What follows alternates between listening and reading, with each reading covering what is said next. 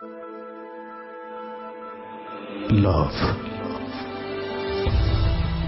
hate, challenge, motivation,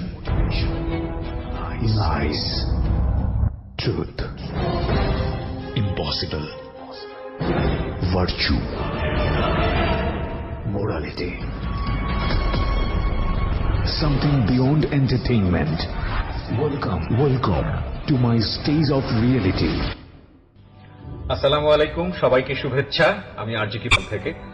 আমাদের চ্যানেলটি হচ্ছে www.youtube.com/dfm904, যেই অরিজিনাল চ্যানেলে এই মুহূর্তে আপনারা আছেন। তো সবাইকে অনুষ্ঠান শোনার আগে বিনীতভাবে অনুরোধ করছি আমাদের চ্যানেলটি সাবস্ক্রাইব করবার জন্য।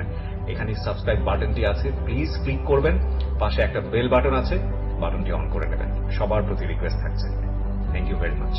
শুধু একটা কথা বলতে চাই যে আজকের এই জীবন গল্পটা আপনারা শেষ পর্যন্ত ধৈর্য ধরে শুনবেন, এবং যাদের শোনার সৌভাগ্য হবে না তাদেরকে আমি বলবো যে আপনারা এই গল্পটা মিস করবেন না। যদি মিস না করতে চান, আমাদের ইউটিউব চ্যানেল আছে, আপনি এখনই সাবস্ক্রাইব করে রাখুন।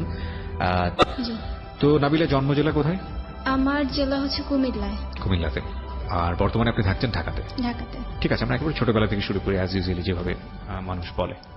শুরু করেন একেবারে ছোটবেলা থেকে। আমার আব্বু হচ্ছে একজন টিচার। তো টিচিং করতে গিয়ে হচ্ছে আম্মুকে পছন্দ করে। ছাত্রীকে পছন্দ করে? না, ছাত্রী না, পাশের বাসা ছিল আর কি, আরেকজনকে পড়াতো। ওকে। তো ওইভাবে আম্মুকে পছন্দ করে, কিছুই না, সরাসরি প্রস্তাব দেয় নানু বাসায়। তো আমার নানাও দেখে, সবকিছু দেখে ভালো লাগে, দেন হচ্ছে ওইখান থেকেই বিয়ে হয়। আচ্ছা। বিয়েটা তো আমার জন্ম হয় 1 বছর পরেই, বিয়ের 1 বছর পরে আমার জন্ম হয়। 3 বছর পরে আমার বাবা আবার বাহিরে যাওয়ার জন্য আমার নানু বাসা একটু চাপ দেয়। ওকে। মানে টাকার জন্য। তো নানুকে চাপ দিচ্ছে মানে এক ধরনের যৌতুকই তো বলা চলে। হ্যাঁ, কাইন্ড অফ। ওকে। তো টাকা দেয়, ফার্স্টে যায়, যাওয়ার পরে আবার চলে আসে। আচ্ছা। বাবা যাওয়ার পরে চলে আসে? হ্যাঁ, তারপর? হ্যাঁ, চলে আসে। চলে আসার পর হচ্ছে আবার যাবে, আবার টাকার জন্য প্রেসার দেয়। এন্ড আম্মুকে অনেক মারধর করতো। তো যখন 3 বছর হয়, আমার আম্মু অনেক সহ্য করেছিল। এন্ড শুধু আমার বাবা না, আমার ফ্যামিলিতে আরো কয়েকজন মানুষ ছিল যারা হচ্ছে আমার আম্মুকে পছন্দ করতো না বা চাইতো না আমাদের ইয়াটা থাকুক। তখন হচ্ছে ডিভোর্স হয়ে যায়। আম্মু অনেক, মানে একদিন আমার মানে পুরোপুরি মনে নেই, তবে আমার মনে হচ্ছে, মানে আমার মেমোরিতে আছে এটা। আমি ঘুমাচ্ছিলাম, আমার ওই দিন অনেক জ্বর ছিল। তো আমার চোখের সামনে আমার মাকে অনেক বেশি মারে। তো আমার মনে হচ্ছে যে আমার এটা চোখের সামনে ভাসতেছে। জি। তারপরে ওই দিনই লাস্ট হচ্ছে মানে মারে। এরপরে আপনার আদালতে গিয়ে কেস করে ইয়ে করে তারপর আমাকে আর আমার আম্মুকে আমার নানারা নিয়ে চলে আসে। চলে আসার পর আমার যখন, আমি ওইখানে ভালোই ছিলাম মায়ের কাছে যতদিন ছিলাম। আমার মা আমাকে খুব বেশি ভালোবাসতো, একটাই মেয়ে। আর মানে ছোটবেলায় আমি খুব ভালোভাবে ছিলাম। আচ্ছা। আর এটা ক্যারি করতে হচ্ছে আমার নানা, মানে আমাদের যে খরচ আমার আর আমার মায়ের, আমার নানা আর আমার মামা। তারপর যখন আমার 5 বছর বয়স, 5 থেকে 6 এইরকম বয়স, তখন হচ্ছে আমার আম্মুকে জোর করে ধরতে গেলে, কেউই কারো সন্তান রেখে বিয়ে করতে চায় না। জি। তখন আমার আম্মুকে মানে জোর করেই অন্য জায়গায় বিয়ে দিয়ে দেয়। ওকে। ওই সময় আপনার 5 বছর বয়স? 5 থেকে 6। আপনার তো তাহলে মেমোরি আছে, কি ঘটছিল আপনার সামনে, আপনি কি মনে করতে পারেন? আমার যখন হচ্ছে ছেলেপক্ষ দেখতে আসে, তখন আমার আম্মু খুব কান্না করছিল। এন্ড আম্মুর সাথে আমিও কান্না করছিলাম অনেক। এরপরে আমার নানা ভাইয়া, আমার যে মামা, সবাই আমাকে বুঝাতো, মানে লাইক অনেক বেশি আমাকে টাইম দিত তখন। তারপরে হঠাৎ একদিন দেখি যে আমি স্কুলে গেছি, স্কুল থেকে আসার পর আমি দেখি যে বাড়িটা একটু জমজমাট টাইপ, আর হচ্ছে মানে লাইক বিয়ে বাড়ি যেমন থাকে ওইরকম। তো আমার স্কুল ড্রেস পরে ছিল, তা আমি হচ্ছে পুরো বাড়ি ঘুরি আগে। জি। বুঝতে পারিনি যে কার বিয়ে কি হচ্ছে, আমি কিছু বুঝতে পারিনি। ওকে। পরে যখন হচ্ছে আমাদের রুমে গিয়ে দেখি আমার আম্মু, মানে আমার আম্মুকে বউ সাজিয়ে মানে বসিয়ে রাখছে, তখন মানে আমার এমন ফিল হয়েছে যে মানে আমি খুব খুশি তখন, যে আমার বাবা আসবে বা হচ্ছে আমি বাবার কাছে যাব। এরকম একটা ফিল ছিল আমার কাছে তখন। এই ব্যাপারটা কি মানে যিনি গায়ে হাত তুলো তাকেই ফিল হচ্ছিল নাকি নতুন কেউ আসবে এরকম ফিল হচ্ছিল? আমার বাবা। মানে নতুন না পুরাতন এসব কোনো কিছু ফিল আমি হচ্ছে? তখন এত কিছু বুঝতাম না। Okay fine. তাই আমি আমার বাবার বাড়ি যাব। তারপরে যখন আমি নতুন জামা পরি, আমার আম্মু শুধু চুপ করে কান্না করছিল, আর কিছুই করতে পারছিল না, সবাই বিজি ছিল যার যার কাজে। তা আমি তাড়াতাড়ি করে ড্রেস চেঞ্জ করে আমি স্কুল ব্যাগটা রেখে সবকিছু ইয়ে করে আমি জামা পরি, নতুন জামা পরি, সাজি, নিজে নিজে সেজে ফেলি। সাজার পরে আমি আমার আম্মুর সাথে বসে আসছি। তারপর কিছুক্ষণ পর যখন বরযাত্রী আসে, তখন আমার খালাতো বোন, যে আমার সবার বড় যে আমার বোন, ও আমাকে কোলে নিয়ে একটা আমাদের সাইডে একটা রুম আছে, যেটা থেকে আপনার গেট দেখা যায়, বাসার গেট দেখা যায়, যে কেউ ঢুকলে তখন ওই ইয়াটা দেখা যায়, কে ঢুকতেছে এটা দেখা যায়। তো আমাকে ওইখানে বলে যে এখানে একটু বসো, আমি তোমার জন্য আরেকটা ড্রেস নিয়ে আসতেছি, এরকম বলে বাইরে দিয়ে লক করে চলে যায়। চলে যাওয়ার পরে আমি জানালা দিয়ে আমি দেখতে পাচ্ছিলাম যে বর আসছে, বা অনেক মানুষ, একটা গাড়ি, তারপর অনেকে গেটের সামনে দাঁড়িয়ে আছে, এরকম দেখতেছি। তো আমি তো খুব খুশি। তারপর অনেকক্ষণ যাওয়ার পর আমি বুঝতে পারলাম যে আমার আশেপাশে কেউ নাই, ওই রুমের আশেপাশে কেউ নাই। অনেকক্ষণ চিৎকার করছিলাম, বাট কেউ খোলে নাই দরজা। যখন এরপর বাইরে কি হয়েছে আমি জানি না। তারপর যখন আমার আম্মু ওই সাইড দিয়ে আমি দাঁড়িয়ে আসছি, জানালা দিয়ে আমি ডাকতেছি, দরজা দিয়ে ডাকলে শুনবে না, জানালা দিয়ে বাইরে দিয়ে কে হাঁটতেছে, কে ইয়ে করতেছে, আমি ওদেরকে ডাকতেছিলাম, বাট কেউ আমাকে শুনছিল না। তারপর যখন আমার আম্মুকে নিয়ে যাচ্ছিল, তখন আমার যে আমাকে রেখে যায়, ওই এসে আমাকে কোলে নিয়ে বের হয়, উঠানে আসে। উঠানে আসার পর আমি বলতেছি যে আমার জামা কাপড় সব তো আমি নেই নাই, আমি তো যাবো, আমার জামা কাপড় তো আমি গোছাই নাই এখনো, আম্মুকে বের করে ফেলছো কেন, আমি তো যাব। তারপরে আপু জাস্ট আমার মাথায় ধরে রাখছিল, এমনিতে গলার সাথে বেঁধে রাখছিল।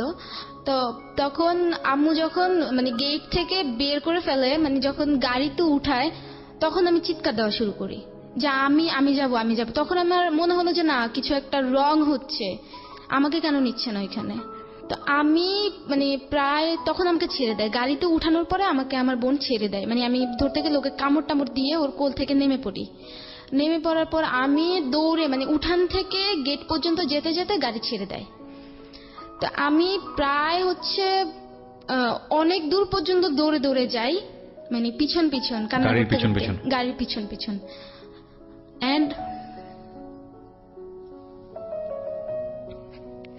ডোন্ট ফিল কেউ আপনাকে শুনতেছে। If you want to cry, just Cry.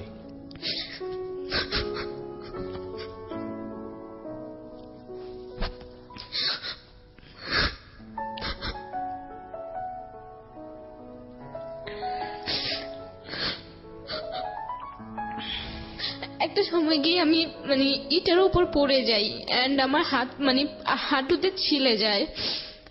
সবাই তো গেটের ওইখানে ছিল। তারপরে আমি ওইখান থেকে আবার কান্না করতে করতে ব্যাক চলে আসি। আসার পরে আমার বমি হয় অনেক, এন্ড বমির সাথে অনেক ব্লিডিং হয়। তখন থেকে আমার ব্লিডিংটা শুরু হয়। Can you ever imagine the situation? আমার মনে হচ্ছে আমার চোখের সামনে আমি দেখতে পাচ্ছি। This is very unfortunate.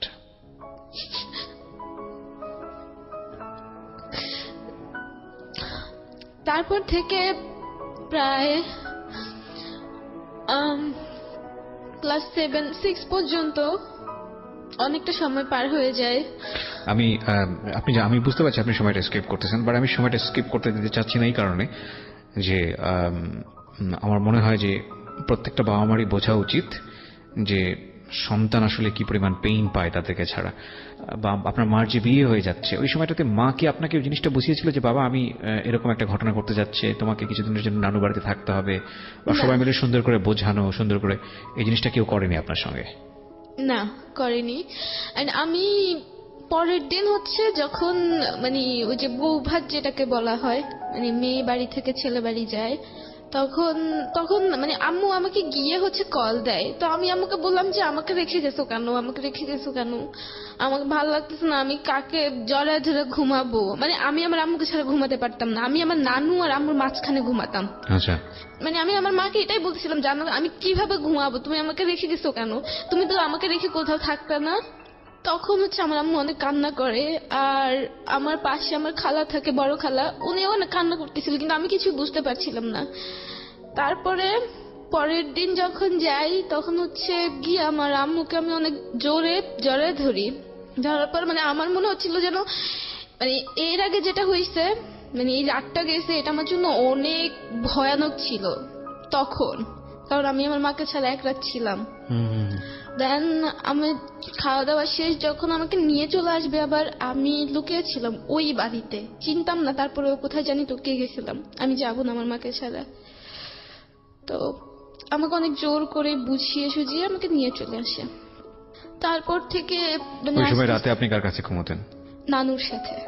এরপরে তো ওই সময় নিশ্চয়ই প্রথম 2-1 রাত ঘুম আসেনি, খুব কষ্ট হতো? হ্যাঁ, একদমই না, আমার ঘুম আসতো না, আমি রাতের মাঝখানে উঠে চিৎকার দিতাম, আম্মু কই, অনেক কিছুই করতাম।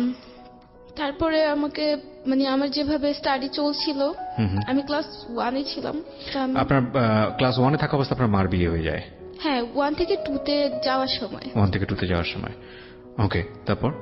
তারপর হচ্ছে আমি প্রায় অনেক ক্লাস 6 পর্যন্ত মানে আমি আমার নানুর কাছেই ছিলাম ভালোভাবেই।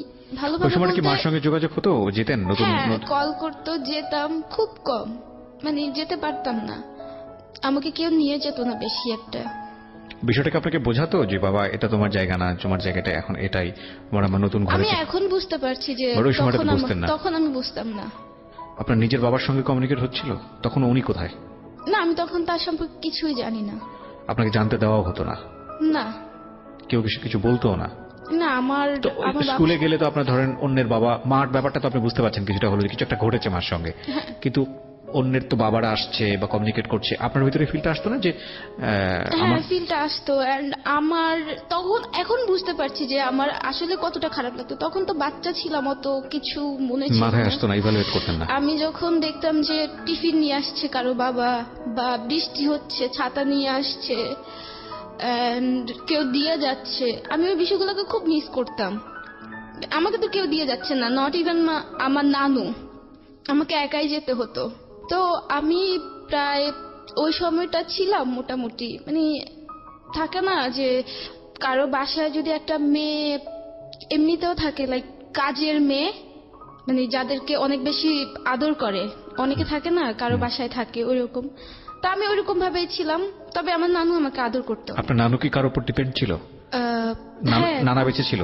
হ্যাঁ, আমার নানা এখনো বেঁচে আছে। ওকে, তার মানে উনি এক অর্থে আপনার নানার উপরে নির্ভরশীল ছিলেন, খুব স্বাভাবিকভাবেই সেটাই। না, মামার উপরে। তার মানে এক অর্থে আপনি মামার অর্থ দিয়ে ওই সময়টাতে আপনার লেখাপড়া সব? হ্যাঁ, আমার মামা আমার জন্য অনেক কিছু করেছে। বিরতি নিব প্রিয় শ্রোতা, অত্যন্ত দুঃখজনক একটা গল্পের হয়তো বা আজকে অবতরণ হবে। আমি শুধু একটা কথাই বলতে চাই, বেশি কথা বাড়াবো না, কারণ আমি জানি আমার চেয়ে অনেক বড় বড় বোদ্ধারা এই জীবন গল্প অনুষ্ঠানটা শোনেন, আমি তাদের ফোন কল পাই মাঝে মাঝে আমার পাশে। তারপরে আমার মামা বিয়ে করে। ওটা কি 6-7-এ থাকা অবস্থায়? ওকে। মামি ভালোই ছিল, মানে পরে যখন হচ্ছে আমার মামা আমার সবকিছু মানে ভরণ পোষণ সব খরচ দিচ্ছিল, স্বাভাবিক এটা মামির খারাপ লাগে। তখন মামি চায় যে মানে আর কোনো আমার পড়ালেখা বন্ধ হয়ে যাক, আরো অনেক প্রবলেম করে। ওকে। আমার ঠিকভাবে হচ্ছে মানে আমার মনে হতো যে আমি হচ্ছে ওদের বাড়ির মানে খুব ভালো একজন কি বলে মেড, বা অনেক দূর সম্পর্কের আত্মীয়, জাস্ট এসে থাকছি এটুকুই, কোনো কেয়ার নাই। আমি আমার নানু ছাড়া আমি কারো কাছ থেকে কোনো কেয়ার পাইনি। তাও নানু হচ্ছে কি সামনে কেয়ার করতো না, বাট খাওয়া দাওয়ার বিষয়ে খুব বেশি কেয়ার করতো। আচ্ছা। আর অন্যান্য যে আমার যে চাহিদাগুলো, সেগুলো আমি কোনোভাবেই পূরণ করতে পারতাম না। তখন আমার যখন মানে জেএসসি পরীক্ষা, তখন অনেক বাধা আসে আমার, মানে মামি অনেকভাবে চায় যে আমার পরীক্ষাটা যাতে না হয়। ওকে। তারপরে আমি কষ্ট করে পরীক্ষাটা দেই, এন্ড তখনই হচ্ছে আমার বাবা আমার সাথে যোগাযোগ করে। যোগাযোগটা কিভাবে হয়? যোগাযোগটা হয় হচ্ছে আমার বড় জেঠি, উনি হচ্ছে হঠাৎ করে আমার নানু বাসায় আসে। নানু বাসায় আসার পর হচ্ছে আমাকে দেখতে যায় যে আমি কত বড় হয়েছি বা সবকিছু। তখন আমার বাবাই পাঠায় ওনাকে।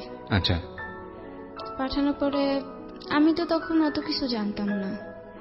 এন্ড ছোটবেলা থেকেই আমি একটা কথা বলতাম যে আমি পুলিশ হব, এটা সবাইকে বলতাম। যে আমার বাবা হয়তো বা কোনো অন্যায় করছে, এটা আমি বুঝতে পেরেছিলাম যে আমার বাবা কোনো অন্যায় করেছে, আমি তাকে শাস্তি দেব, কিন্তু কি অন্যায় করেছে আমি কিছু জানি না। তো এরপরে হচ্ছে আমি একদিন মানে উনি আসার কয়েকদিন পরে আমাকে নিয়ে যায় আমার বাবা বাড়িতে প্রথম। আপনার ফ্যামিলি সেটা দিল, মানে আপনার নানুরা সেটা দিল? হ্যাঁ, খুব ইজিলি দিয়ে দিয়েছে। আচ্ছা। মানে ওনার তো চাচ্ছিল না আমি এখানে আর থাকি। ওকে। তারপরে বাবা বাড়িতে যাই, গিয়ে হচ্ছে আমি জাস্ট সবার সাথে একটু দেখা করে আবার চলে আসি। ওই সময় বাবা ছিল না? না, বাবা ছিল না। আচ্ছা। আমার দাদু আমাকে আদর করতো, দাদুর সাথে দেখা করে চলে আসি। তো ওইখানে গিয়ে হচ্ছে আমার একজন মানুষের সাথে পরিচয় হয়, মানে আমি ওনাকে দেখি, আমার স্টেপ মাদার, সৎ মা। তো আমাকে সবাই বলতেছিল উনি তোমার মা হবে, মায়ের মতো, তুমি ওনাকে সালাম করো। আমি সালাম করতে যাই, উনি তখন পাটা সরিয়ে নেয়। আচ্ছা, এই প্রথম দেখা ওনার সঙ্গে? প্রথম দেখা। পাটা সরিয়ে নেয়, নেওয়ার পরে হচ্ছে মানে আমার যে ফুপি বা চাচিরা সবাই বলে যে আচ্ছা থাক, সমস্যা নেই, উনি চলে যায়, মানে পা সরিয়ে উনি চলে যায়। তো ওইখান থেকে আমি আবার চলে আসি। চলে আসার পরে আমি প্রায় অনেকদিন পরে আমার বাবা দেশে আসে। তো দেশে আসার পর হচ্ছে ফোন দেয় নানু বাসায়, তারপর আমি যাই। ওই সময় হচ্ছে আমার বাবার সাথে আমার প্রথম দেখা। মানে এর আগে আপনার কোনো স্মৃতি নাই বাবার সঙ্গে, সেই অর্থে স্ট্রং কোনো স্মৃতি? বাবার ফেসটাও মনে নাই, এরকম কি? না, আমি আমার বাবার ছবিও দেখি নাই কখনো। আচ্ছা, তো তার মানে আপনি ক্লাস 8-এ যখন পড়ছেন, জিএসসি পরীক্ষার আগে আপনার বাবার সঙ্গে ফার্স্ট মিট হলো। Fine, I want to know the detail. কি বললেন, কিভাবে গেলেন, কি হলো? আমি গিয়ে তখন আসলে আমি কিছুই জানতাম না, মানে খুব সহজ সরল, অত বেশি আপডেটও ছিলাম না। যত বাবার সামনে গেলেন আপনি, আমি ঘটনাটা জানতে চাচ্ছি কি হলো আর কি। আমার বাবা আরেক বাসায় ছিল, মানে অন্য একটা বাড়ি, আমাদের নতুন বাড়িতে ছিল। তো আমি গিয়ে বসে আছি, সবাই মানে একজন আমার একটা কাকা গিয়ে বলল যে ও আসছে। তো আমার বাবা প্রায় আধা ঘন্টা পরে আসছে, আস্তে ধীরে নরমালি, মানে তার সন্তান গেছে এতদিন পরে। ভিতরে যে একটা আর্টস থাকার কথা সেটা ছিল না? না, আমি দেখতে পাইনি ওইটা। তারপরে গিয়ে নরমালি, একদম নরমাল ছিল, মানে লাইক দুঃসম্পর্কের একজন আত্মীয় আসছে বা কোন এক আত্মীয়ের মেয়ে আসছে, এইটুকুই ছিল। সালাম করলাম, সালাম করার পর আমাকে একটু জড়িয়েও ধরে নাই।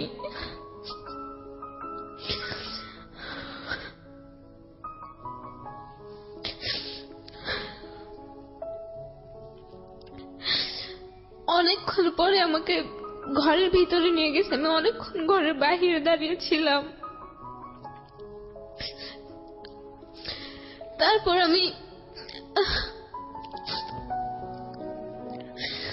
আমি ঘন্টা আধা ঘন্টা থেকে। কি কথোপকথন হলো আপনার সাথে? সরি, আমি আপনাকে খুব খারাপ অনুভূতির মধ্যে দিয়ে নিয়ে যাচ্ছি। আমি জানি আপনার কষ্ট হচ্ছে, কিন্তু আমি ইচ্ছে করে এটা করছি এই কারণে যে সন্তান আপনারা দুনিয়াতে নিয়ে আসছেন, যারা বাবা মা আছেন, তাদের আজকের এই গল্পটা শুনতে হবে। এতদিন শুধু সন্তানদেরকে বলতাম যে বাবা মাকে রেসপেক্ট করো, রেসপেক্ট করো, রেসপেক্ট করো। আজকের গল্পটা হচ্ছে বাবা মায়ের জন্য, যে আপনার যদি সামর্থ্য না থাকে, আপনি যদি সত্যিকার অর্থে বাবা হতে না পারেন, আপনার যদি এতই সংসারী হওয়ার জন্য খুব ভালো একটা বউয়ের প্রয়োজন হয়, সে কারণে আপনি ডিভোর্স দিয়ে দিলেন, কিংবা যদি উল্টোভাবে বলি যে খুব ভালো একটা হাজব্যান্ডের প্রয়োজন আপনার, সে কারণে আপনি ডিভোর্স দিয়ে দিলেন আপনার ঘরে একটা সন্তান থাকার অবস্থায়, তাহলে আপনি সন্তানটা আদৌ আনবেন নাকি আনবেন না? আর যদি আনেনি তাহলে ডিভোর্স দিবেন কি দেবেন না? তার জন্যই হচ্ছে আজকের এই গল্পটা। সুতরাং আজকের গল্পটা বাবা মায়ের, আর এই জন্য ওকে অনেক কষ্ট পেতে হবে, কারণ ওকে অনেক খুব বিটার কিছু মেমোরির মধ্যে দিয়ে আমি নিয়ে যাব, এবং যে কারণে ওই জায়গাগুলোতে বারবার নক করছি, এবং এটা আপনাদের উপলব্ধির জন্য খুব জরুরি, এবং আজকের এই গল্পটা খুব বেশি ইম্পর্টেন্ট। বলেন, মানে কি কথোপকথন হচ্ছিল আপনার বাবার সঙ্গে ওই সময়টাতে? আমার স্পষ্ট মনে নেই, তবে কোন ধরনের মানে স্মৃতি থাকবে আমার বাবা এমন কিছু বলেনি আমাকে। মানে কোনো বিউটিফুল মেমোরি বা কোনো কিছু? না, এটা নাই। বা একজন বাবার একটা মানে সন্তানকে ফার্স্ট টাইম দেখছে, কোনো সে কিছু আপনাকে অনেক দিয়েছিল বছর হাতে? পরে- হাতে কোনো কিছু দিয়েছিল? হ্যাঁ। কি দিয়েছিল? আমাকে হচ্ছে এক জোড়া দুল দেয়, কানের কানের দুল। ওকে। ইয়াররিং দেয়, জাস্ট এইটুকুই দিয়ে হচ্ছে। তখন আমার কান মানে আমি করি নাই, তো হাতে দেয়। দেওয়ার পরে আমি মানে খাওয়া দাওয়া করছি কিনা আমার তাও মনে নেই। আচ্ছা। আমি চলে আসি, চলে আসার পর হচ্ছে নানু বাসা চলে আসি। আমার আসলে আমি সবকিছু বলতে আপনাকে পারতাম। থাকতেও বলেনি? থাকতে আমার মনে নেই, তবে যদি থাকতে বলতো তাহলে আমার এটা আমি অবশ্যই থাকতাম। আচ্ছা, ওকে। তখন হচ্ছে আমি আমার নানু বাসায় চলে আসি, তো আমার ওই যে রিংটা হচ্ছে আমি আমার নানুর কাছে দিয়ে দেই। দিয়ে দেওয়ার পরে হচ্ছে আমার মামি আমার রিংটা পরে কয়েকদিন পরে একটা প্রোগ্রামে, তো রিংটা পরার পর আমার মামি একটা রিং হারিয়ে ফেলে। আচ্ছা। এখানকার। And এটা আমার কাছে রিং ছিল না, এটা ছিল আমার বাবার দেওয়া অনেক বড় কিছু। মানে আপনি First ফিল time। করেছেন ওরকম? হ্যাঁ, ওকে। তখন হারিয়ে ফেলে এন্ড পুরো ব্লেমটাই আমার উপর আসে, মানে আমার মামি আমার ব্লেমটা আমার উপর দিয়ে দেয় যে আমি জিনিসটা এখানে রেখে দিয়েছিলাম, ওই মনে হয় হারিয়ে ফেলছে, বা এমন ব্লেমও আসে যে আমি বিক্রি করে ফেলছি যখন আমি কিছুই বুঝি না। তারপরে আমি যখন মানে ক্লাস 9-এ পড়ি, তখন আমার বাবা আমার মাঝে মধ্যে খোঁজ নেয়, কিন্তু খোঁজ নেওয়াটা হচ্ছে মানে সামান্য দায়িত্ব পালন বা হচ্ছে সমাজের কাছে একটু ভালো থাকা।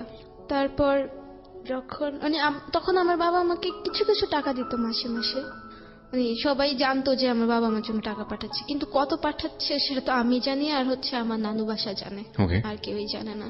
তো এইভাবেই যায়। আমার খুব ভালো কিছু মনে নেই যে আমার বাবার সাথে কোনো স্মৃতি, সবকিছুই যত কিছুই আমার বাবার সাথে আমার ছিল আমার ঠিকভাবে মনে পড়ছে না। এন্ড হ্যাঁ, আমি ঠিকভাবে প্রাইভেটও পড়তে পারতাম না। আমার এসএসসির সময় হচ্ছে আমার বাবা তখন আসছিল আবার এসএসসির পরে। কোথায় থাকতো উনি? উনি কুয়েত থাকেন, দেশের আচ্ছা। বাইরে। আচ্ছা।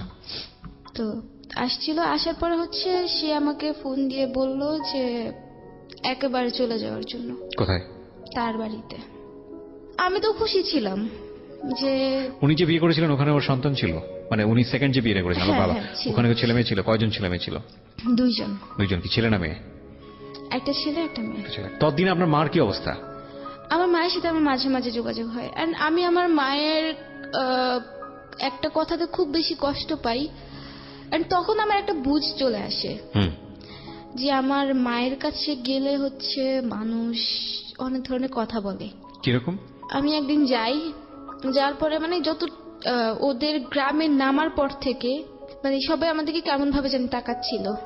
তো আমি বাসা পর্যন্ত যাই, পিছন থেকে সাইড থেকে বলতেছে যে ওই যে মানে আঙ্কেলের নাম ধরে বলতেছে যে ওনার বউয়ের আগের মেয়ে।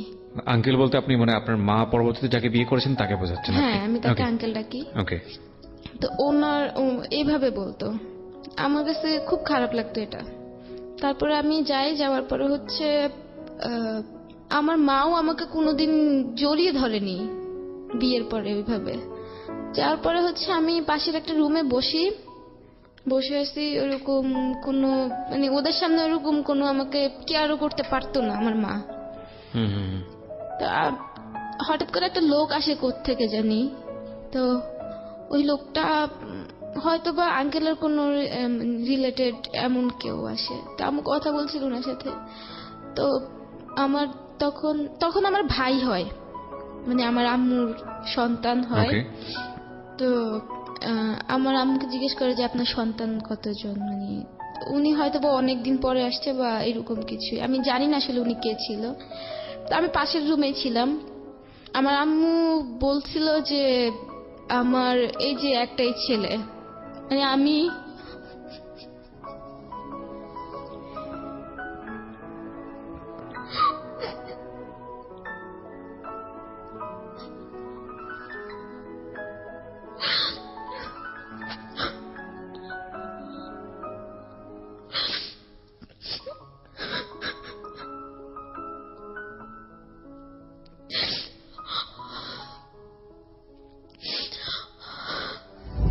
এই এই মঞ্চে আমি বহুবার স্পিচলেস হয়েছি। বিভিন্ন সিচুয়েশন আসলে কিছুই বলার থাকে না আমার। আমি আজকে অনেকবার স্পিচলেস হব, আমি খুব ভালো করেই বুঝতে পারছি। প্রিয় শ্রোতা, এই কান্না থামাবার নয়, এটা চলবে, আরো কিছুক্ষণ চলবে। আমরা ছোট্ট একটা বিরতি নেব এই ফাঁকে। বিরতির পর আমি আবারও ফিরে আসবো। শুধু রিকোয়েস্ট থাকবে আজকের এই গল্পটা আপনারা শেষ পর্যন্ত শুনবেন। প্রত্যেক বাবা মারই শোনা উচিত, যারা ডিভোর্সের চিন্তা ভাবনা করছেন ঘরে সন্তান রেখে, তাদের শোনা উচিত। এবং শুধু শোনা উচিত নয়, একটা সিদ্ধান্তে আসা উচিত যে আপনার সন্তানের আসলে কি হবে। প্রত্যেকেরই জীবনে মূল্যবান, আমি বিশ্বাস করি। আপনার ভালো থাকাটা জরুরি, ডিভোর্স যদি ভালো থাকার সমাধান হয় সেটা জরুরি, কিন্তু আপনার ভালো থাকা আরেকজনের দায়িত্বের জায়গা থেকে যদি আরেকজনের জীবনটা জবেহ করা হয় তাহলে সেটা ভয়ানক রকমের অন্যায়। এবং সেই অন্যায়টা আপনি করছেন কিনা আজকের এই গল্পটা শোনার পরে সিদ্ধান্ত নেওয়াটা। এই ধরনের কথা পাশের রুম থেকে বলল, এরপরে ঘটনার সমাপ্তটা হলো কিভাবে? মানে আপনি কি করলেন? আপনি চলে আসলেন বাড়িতে, নাকি এরকম ঘটনা র্যান্ডমই করতো? ঠিক ওই সময় আমার মনে হলো যে আমার মা আমার পরিচয় দিতে লজ্জা পাচ্ছে। রাইট। এর যে জঘন্য অনুভূতি আর কিছুই হতে পারে না। ট্রু। একজন মা তার সন্তানের পরিচয় দিতে লজ্জা পাচ্ছে, মানে এর যে কষ্টের আর কি হতে পারে। আর আমার মাও চায় না এইভাবে, আসলে কি করবে, সেও বাধ্য ছিল। True, definitely. তার কি বলবো জানি না আমি। আপনিই মূল্যায়ন করুন আপনার মাকে। আপনার মাকে নিয়ে আসলে কোনো মন্তব্যই করতে চাই না। তো এর কারণে এরকম হলো যে আসলে একটা সময় আপনার যে মাকে যেভাবে অনুভব করতেন সেই জায়গাটা থেকে আপনি ধীরে ধীরে সরে আসলেন। মানে আমি যেটা বুঝতে পারছি তখন গল্প শোনার পরে আপনার মনে হলো যে না, আপনার আসলে ওই আনন্দের জায়গাটুকু কোথাও নাই, না মার বাড়ি না বাবার বাড়ি। তারপরে ওইখান থেকে চলে আসি, জি, মানে খাওয়া দাওয়া করেই চলে আসি। বাট আমার ওই দিনটা কি, আমার ওই কথাটা না আমার বারবার কানে আসছিল যে আমার মা যে কথাটা বললো যে আমার একটাই ছেলে, এই কথাটা আমার বারবার কয়েকদিন পর্যন্ত আমাকে এটা খুব বেশি পেইন দিচ্ছে। আপনি আপনার মাকে গিয়ে বলেন না যে তুমি কথাটা কেন বললে? না, একদমই না। কিছু কিছু জিনিস আসলে চার্জ করার থাকে না, এটা বুঝিয়ে নিতে হয়। আমি স্পিচলেস ছিলাম যে আমি আমার মাকে কিভাবে এই কথাটা বলবো, কিভাবে আমি জিজ্ঞেস করবো এটা। তারপর যখন বেড়াতে যেত, আমি কখনো বেড়াতে যেতে পারতাম না। শুধু একটাই জায়গা ছিল আমার, যে আমার বড় খালার বাসা, পার্শ্ববর্তী গ্রাম, আর আমার নানুর বাবার বাড়ি। ওইখানের লোকগুলো আমাকে ভালোবাসতো অনেক। এই দুইটা জায়গায়। আপনি যে নানু বাড়িতে থাকতেন ওখানে কি আপনাকে, আপনি যেটা বারবার বলছিলেন যে খুব হাই কোয়ালিটি মেইড যেটাকে বলা হয়, মানে মেইড অনেকে বুঝবেন না, সোজা কথা যদি বলি কাজের বুয়া, এই জায়গাটা থেকে মানে আপনাকে কি ওই ধরনের ট্রিটই করা হতো? লাইক আপনাকে ওই ধরনের ট্রিট করা হতো না আমাকে। আমি ছিলাম, কিন্তু একটা বাচ্চা মেয়েকে যে ধরনের আদর, স্নেহ, যত্ন দিয়ে বড় করতে হয় বা বড় হয় ফ্যামিলি থেকে, বা তার চাহিদাগুলো পূরণ করা হয়, যে যা চায়, যতটুকু পারে, যে যা পারে, আমি ওইটা কখনো পাইনি। আর আমার কাছে খুব খারাপ লাগতো যখন আমাকে কেউ বলতো যে, আমার মায়ের নাম ধরে বলতো যে ওর আগের সংসারের মেয়ে, বা সবাই তো জানতো, আত্মীয় স্বজন সবাই তো জানে এটা, যে আমার বাবা মার ডিভোর্স হয়ে গেছে, এন্ড আমি আমার নানু বাসায় থাকি, এটা সবাই জানতো। আর আরেকটা বিষয়, আমি বেড়াতেও যেতে পারতাম না খুব বেশি। আমাকে নিয়ে আমার ফ্যামিলি বলতে আমার নানু বাড়ি আর কি, তারাও খুব লজ্জায় পড়ে যেত, যার কারণে আমি সব জায়গায় যেতেও পারতাম না। আর আমি গেলে মন ভালো, একটা মানুষ বেড়াতে যায় বা ঘুরতে যায় মন ভালো রাখার জন্য, বা ওইখানে গিয়ে তার মন ভালো হয়, আমি ওইটা কখনো ফিল করতাম না। আমার কাছে আমি খুব বেশি কষ্ট পাই এগুলাতে। আমি কোথাও গেলে সবাই আমাকে অন্য চোখে দেখতো, যে ওর নানা বাড়িতে থাকে, বাবা মা নাই, এইরকম চোখে দেখতো, খুব হেয় করতো আমাকে। তারপরে আমার বাবা আমার খোঁজ নেয় যখন আমার এসএসসি পরীক্ষা চলছিল, তখন তো শেষ হওয়ার পর আমার বাবা আসার পর আমাকে বলে যে চলে যাওয়ার জন্য। অ্যান্ড আমার মামির কাছ থেকে আসলে আমি চলে যেতে চাইনি, কিন্তু আমার মামির কাছ থেকে হচ্ছে আমি খুব ইয়া পাই, লাইক আমার মামার যতদিন না বিয়ে করছে ততদিন পর্যন্ত ঠিক ছিলাম, মানে তাও ভালোভাবে ছিলাম। মামি যখন আসে তখন থেকে হচ্ছে আমার মানে অন্ন, বস্ত্র, শিক্ষা, চিকিৎসা সবকিছুই। জ্বর হলেও আমাকে সহজে ডাক্তার দেখানো হতো না। আমার মামি আমাকে মানে আমার মামি আসার পর থেকে আমি ঠিক করে ঈদের সময়ও জামা কাপড় পেতাম না। আমার মামি যখন হচ্ছে 1 বছর পার হয়ে যায়, মানে তখন সে হচ্ছে পুরো আয়ত্ত নিয়ে নেয়, তার পুরো বাড়িটাই মানে কন্ট্রোলে নেওয়া। হ্যাঁ, বাড়ি বলতে আমাদের মানে নানুর যে ফ্যামিলিটা ওইটা। ওকে। তো আমার মামি হচ্ছে মানে খাওয়া দাওয়া সবকিছু মানে উনি যখন চাইবে তখন, না হলে নাই। আর আমার নানু আমার মামির উপর কথা বলতে পারতো না। আমি যখন ছোট ছিলাম তখন হচ্ছে আমার চাচাতো মামি, মানে আমি তো বিকালে আসতাম স্কুল শেষ করে, বিকালে আসতাম, তখন হচ্ছে আমি যখন বিকালে আসার পর যখন খেতে বসতাম তখন হচ্ছে দেখা যাচ্ছে এটা নাই ওইটা নাই, জাস্ট ভাত আছে, ডাল আছে, এইটুকুই। মানে সবাই যেটা খেত আমি সেটা কখনোই পেতাম না। অ্যান্ড আমার নানু এটার জন্য খুব কান্না করতো, মানে উনি তো দেখতে পেত আমাকে খাবারটা আমার নানুই দিত, বেড়ে দিত, কিন্তু যখন দেখতে পেত যে খাবার মানে প্রপারলি যে সবাই যে খাবারটা খাচ্ছে ওইটা আমি পাচ্ছি না, আমি এটা পাই না। নট ইভেন টিফিন, আমি টিফিনও নিতে পারতাম না খুব বেশি।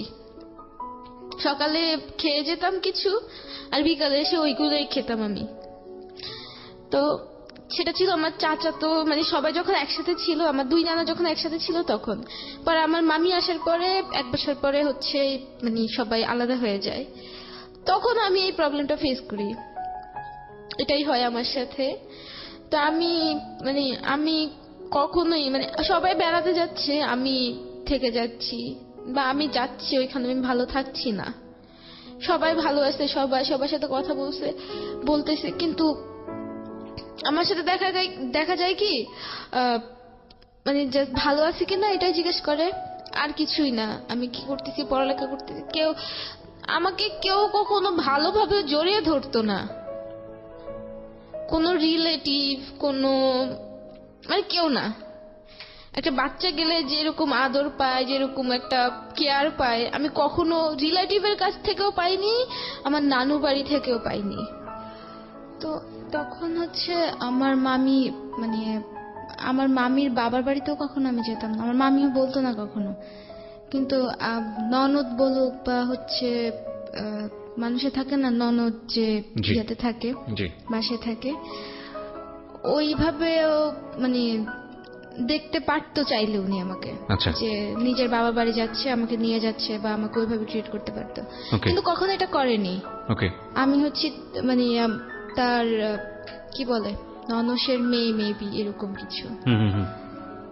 তারপরে কখনো মানে আমি জাস্ট বিয়ের সময় যাই, আমার মামার বিয়ের সময় যাই, এরপরে কখনো আর যাইনি। আর আমার মামি আমার সাথে ভালোভাবে কথাও বলতে চাইতো না। তারপরে আর আমি কিছু করি না করি সবকিছুই মানে কি খাচ্ছি না খাচ্ছি আমাকে পাশের বাড়িও যেতে দিত না। এটাও আমার মামার কাছে খুব বাজেভাবে বলে দিত। আমি পাশের বাড়ি গেছি, আড্ডা দিচ্ছি, মেয়েদের সাথে মিশছি, এটাও তারা পছন্দ করতো না। আমার নানু বাড়িতে আমি কোনো মেয়েদের সাথেও মিশতে পারতাম না। আচ্ছা, এক ঘরে হয়ে থাকতাম, ইভেন টিভিও দেখতে পারতাম না ভালোভাবে, পড়তেও পারতাম না, কোনো কিছুই হচ্ছিল না আমার। তারপরে ক্লাস 10-এ শেষ পরে বাবা আসার পর আমাকে নিয়ে যায়। যাওয়ার সময় হচ্ছে খুব বেশি মানে আমার মনে হচ্ছিল আমি ভালো থাকবো। তারপরে আমি যাই। নিয়ে যায় বলতে কি নিয়ে যায়? বাবা এসে নিয়ে যায় নাকি বাবা লোক পাঠিয়ে দেয়? না, বাবা এসে নিয়ে যায় না, আমি একাই যাই। কারণ আমাকে কেউ এসে নিয়ে যাবে বা এরকম আমার মানে প্রত্যাশাও ছিল না। আচ্ছা, আমি জানতাম ওকে, ততদিন আমি বুঝে গেছি যে আমার সাথে বা আমি কতটুকু পাবো। হুম, তারপরে যাই আমি ওইখানে, যাওয়ার পরে খুব নর্মাল থাকে সবাই, মনে আচ্ছা। হয় যেন আমি এর আগে কয়েকদিন আগে আসছি।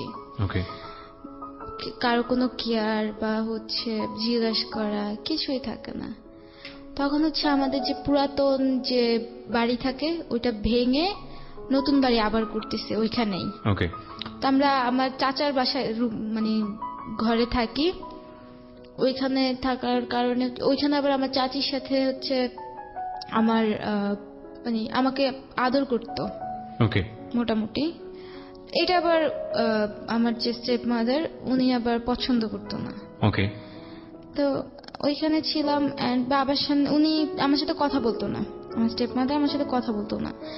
এন্ড আমি হাতের কাছে যে কাজটাই পেতাম আমি করে আমি চাইতাম যে আমি একটু ভালো থাকি। এটা এবার আমার যে কোনো ভাবেই হোক আমি চাই, হুম, আমি চাই যে সে আমাকে নিয়ে একটু ভালো কথা বলুক। আচ্ছা, আমি চাইতাম এটা, আমি চাই তাকে একটু হেল্প করতে, যাতে সে আমার বিষয়ে পজিটিভ হয়, ওকে, সে আমাকে যাতে গ্রহণ করে নিতে পারে। ওকে, তারপরে না এগুলো কিছুই হয়নি। আমি তখন কিছুই হয়নি। পরে আবার যখন বাসায় উঠে যাব মাঝখানে আমার একদিন প্রচন্ড মাথা ব্যথা করে, মানে সকাল থেকে বিকাল পর্যন্ত। আমি আমার চাচার যে রুম ছিল একটু কর্নারে, ওই রুমের মধ্যে সকাল থেকে বিকাল পর্যন্ত শুধু গড়াগড়ি করি। আমার বাবা বা আমার মানে বাবার বাড়ির কেউ আমাকে একটা বারের জন্য জিজ্ঞেস করে নাই যে কি হয়েছে তোমার। এই অবস্থা দেখেও জিজ্ঞেস করেনি? এই অবস্থা দেখেও জিজ্ঞেস করে নাই। মাথা ব্যথা করছে, শেষ। এটা আমার প্রায় হতো। আমার বাত জ্বর ছিল ছোট থেকে, হুম, হুম, হুম, আবার মাথায় প্রবলেম ছিল, এখনো মাথায় প্রবলেম আছে, মানে চোখে মাথায়। তো আমি সারাদিন গড়াগড়ি করার পর, আর মাথা ব্যথা করলে যে কতটা প্রবলেম হয় যাদের হয় তারা জানে এটা। তারা জানে। হুম, আমি সারাটা দিন আমার মাথা ব্যথা করছে, এমন না যে অল্প কিছুক্ষণ ছিল। পরে আমি বাধ্য হয়ে যখন চিৎকার করা শুরু করি তখন আমাকে একটা মেডিসিন এনে দেওয়া হয়, আচ্ছা, তাও বিকালে। কিন্তু এতটা মাথা ব্যথার পরে অন্য কেউ হলে আমার মনে হয় সাথে সাথে হসপিটাল অথবা ডক্টরের কাছে নিয়ে যেত। আমাকে জাস্ট একটা মেডিসিন দেয় যেটা খেয়ে আমার কিছু হয়নি। অনেক কষ্টে আমার মাথা ব্যথা যায়। আর আমার মানে মাথা ব্যথার সাথে সবচেয়ে বেশি কষ্ট লাগছিল যে আমি কোথায় এসে পড়ছি, এখানে তো আমার কেউ নাই। হুম, হুম, হুম, তখন আমি মানে ওই দিন চলে যাওয়ার পরে আমার মানে একটা সময় দেখা যায় কয়েকদিন পর আমার পিরিয়ড হয় ওইখানে। হুম, হুম, হুম, পিরিয়ড হওয়ার পর আমি কাকে বলবো কিছুই বুঝতে পারছি না। আমার চাচিকে বললাম, সেও বলতে চাচ্ছে না কাউকে। মানে আপনি কি জানতেন বিষয়টা যে এটা মেয়েদের এটা খুব ন্যাচারাল একটা বিষয়, এরকম কিছু জানতেন নাকি ভ্যাবাচাকা খেয়ে যাওয়ার মতো না অবস্থা? তখন আমার ফার্স্ট টাইম ছিল না, আমার ফার্স্ট ও। পিরিয়ড ছিল আমার নানু বাড়িতে। ওকে, তার মানে কিছুটা হলেও আপনি ইনফর্ম, মানে বিষয়টা কিভাবে হ্যাঁ। ম্যানেজ করতে হয়। ওকে, হ্যাঁ, তখন আমি তখন জাস্ট আমার জামা কাপড় নিয়ে গেছি, আর কিছুই না। এন্ড আমাকে বাসা থেকে বের হতে দিত না, হুম, বের হতে পারতাম না। তখন আমার প্যাডের জন্য তো অবশ্যই কাউকে না কাউকে পাঠাতে হবে বা আমার বের হতে হবে। হুম, তখন আমি আমার চাচিকে বলি প্রায়, আর আমার পিরিয়ডের সময় খুব বেশি পেটে ব্যথা করে। আচ্ছা, ওই টাইমটাতে আমি মানে প্যাড পাচ্ছিলাম না হুম, কারো কাছেই। চাচিকে বললাম, সেও বলতেছে যে কিভাবে বলবো কাউকে। হুম, পরে আমি গিয়ে ডিরেক্টলি আমার বাবাকে বলি। ওকে, মানে বাবার সাথে তো আপনি এতটা ইজি ছিল না? ছিলাম মানে না, বাধ্য কিন্তু আমি হয়ে বলা। বাধ্য হয়ে, মানে আমার Right. পেটে ব্যথায় আর আমি না পেরে বাধ্য হয়ে গিয়ে আমি বলি। তারপর আমার বাবা আমাকে প্যাড এনে দেয়। ওইটা আমার জন্য বেস্ট একটা মেমরি ছিল, এন্ড আমি এটা কখনো ভুলতে পারবো না। বেস্ট কেন বলছেন? কারণ এটা সচরাচর হয় না মেয়েদের সাথে, তাদের বাবা তাদের জন্য মানে এইরকম প্যাড নিয়ে আসবে। আচ্ছা, এই জায়গাটায় আমার কিছু বলার আছে। আমার মনে হয় যেহেতু আমি সুযোগ পেয়েছি জীবনে, আমার মনে হয় এটা এবার একটু বলা উচিত, কারণ আমি নিজেও বাবা হয়েছি। আমার একটা মেয়ে আছে যার বয়স 11 মাস। আমার মেয়ের অনেক কাজ আমি নিজে হাতে করি, আলহামদুলিল্লাহ। It's the best gift for my life still. আমি মনে করি যে আল্লাহ আমাকে সবচেয়ে বেস্ট সম্পদটা দিয়েছেন, কজ আমি যখন বাসায় যাই সারাদিন কাজ করে, আমার মেয়েরা যখন দৌড়ে আমার দিকে আসে, আমার কাছে মনে হয় আমার জীবনের সবচেয়ে বড় প্রাপ্তি। এর চেয়ে বড় কিছু নাই। সেটা বড় কথা না, সেটা প্রত্যেকের জায়গা থেকে ভিন্ন ভিন্ন। কিন্তু এই যে একটা খুব সেন্সিটিভ বিষয় নিয়ে আমরা বললাম, পিরিয়ড নিয়ে কথা বলা যায় না, এবং আমাদের সমাজে মনে করা হয় এটা একটা বিশাল ট্যাবু, মনে করা হয় এটা নিয়ে কথা বললে এটা একটা অসভ্যতা এবং এটা একটা অন্যায়। আচ্ছা রে ভাই, আমি বুঝি না, মানে একদম এভাবেই স্ল্যাং ওয়ার্ড করেই উচ্চারণ করছি, হাগুমতো যেরকম একটা ন্যাচারাল বিষয় আমাদের জীবনে, সেরকম এটা একটা ন্যাচারাল খুবই প্রকৃতিগত বিষয়।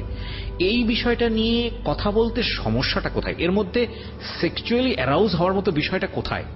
মানে আমরা বাঙালিরা, উইথ ডিউ রেসপেক্ট, কোন বিষয়টা সেক্সুয়াল, কোন বিষয়টা মানুষের জৈবিক, কিংবা কোন বিষয়টা খুব প্রয়োজন মতো, আমাদের ধর্মেও তো বিষয়টা নিয়ে খুব সুন্দর করে ব্যাখ্যা দেওয়া হয়েছে এবং খুব ডেসপারেটলি খুব সুন্দর করে কিভাবে ম্যানেজ করতে হবে সেটা খুব সুন্দর করে বলা হয়েছে, এবং সেটা নিয়ে অনেক বড় বড় মাওলানা খুব সুন্দর করে এটা নিয়ে আলোচনা করেন। আমি তাদের সবার প্রতি সম্মান রেখে বলছি। তাহলে এই যে আমাদের যে দৃষ্টিভঙ্গিটা, যে একটা মেয়ের এই সময়টা আসলে সেটা বাবার সঙ্গে কথা বলা যাবে না, কিংবা সেটা বাবার কাছ থেকে দূরত্বে রাখতে হবে, কিংবা যদি বলে যে মার সঙ্গে কথা বলতেও সে হেজিটেট ফিল করে, কিংবা যদি বলে ডিসপেন্সারিতে গিয়ে সে যে একটা প্যাড কিনবে, যে আমাকে আমার দুটো প্যাড দেন, এবং তাকে বিক্রি করছে বা সে যে কিনছে তারও যে বিব্রত হতে হবে, কেন? এটা কি আসলেই এরকম কোনো বিব্রত হওয়ার মতো বিষয়, নাকি আমাদের পারসেপশন, আমরা ছোটবেলা থেকে যেভাবে আমাদেরকে মানে আমাদের পরিবেশ গঠন করেছে, সমাজ গঠন করেছে, সেভাবে আমরা উইদাউট এনি কোশ্চেন সবকিছু মেনে নিব? এটা তো একটা ডেইলি লাইফ না, এটা একটা মেয়ের কি বলা যেতে পারে, মানে প্রকৃতিগত একটা বিষয়, এবং এটা নিয়ে এতটা শাই ফিল করার তো কিছু নাই। এটা খুবই ন্যাচারাল একটা বিষয়, কিন্তু এটা আমাদের সামাজিক রিয়েলিটি। এবং অত্যন্ত আমি বলবো যে আনন্দের বিষয় হচ্ছে যে এই ট্যাবুগুলো এখন খুব লজিক্যাল ওয়েতে ব্রেক করার জন্য চেষ্টা করা হচ্ছে। এবং এক্ষেত্রে আমি বলবো যে আপনি প্যাডের কথা বললেন, যারা বিজ্ঞাপন করে এই প্যাডের, তারা খুব চমৎকার একটা ভূমিকা রেখেছে। আমি দেখেছিলাম কিছুদিন আগে এরকম একটা বিজ্ঞাপন আমি দেখেছিলাম, আমার কাছে খুব ভালো লেগেছিল। সেটাও খুব ব্রোকেন ফ্যামিলি নিয়ে বিজ্ঞাপনটা হয়েছে, এবং মেয়েটা তার বাবার সাথে সবকিছু শেয়ার করে, কিন্তু এই টাইমটা সে শেয়ার করতে পারছে না। পরবর্তী দিকে দেখলাম যে বাবাই এই জিনিসটা বাজার থেকে কিনে নিয়ে এসে মেয়েটাকে দিচ্ছে।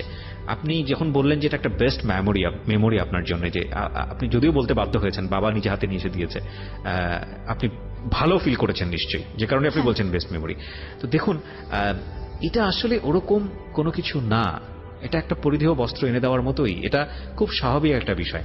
কিন্তু হ্যাঁ, আমি বললাম বলেই যে কালকে রাতারাতি অবস্থাটা চেঞ্জ হয়ে যাবে বিষয়টা এরকম না। কারণ যে বাবা তার মেয়ের সাথে এতটা ইজি না, কিংবা যে বাবা তার মেয়ের সাথে এই বিষয়গুলো নিয়ে কোনোদিন কথা বলেনি, সে কালকে গিয়ে এটা পরিবর্তন হয়ে গেলে বরং সেটা আরো বেমানান লাগবে, চোখে লাগবে।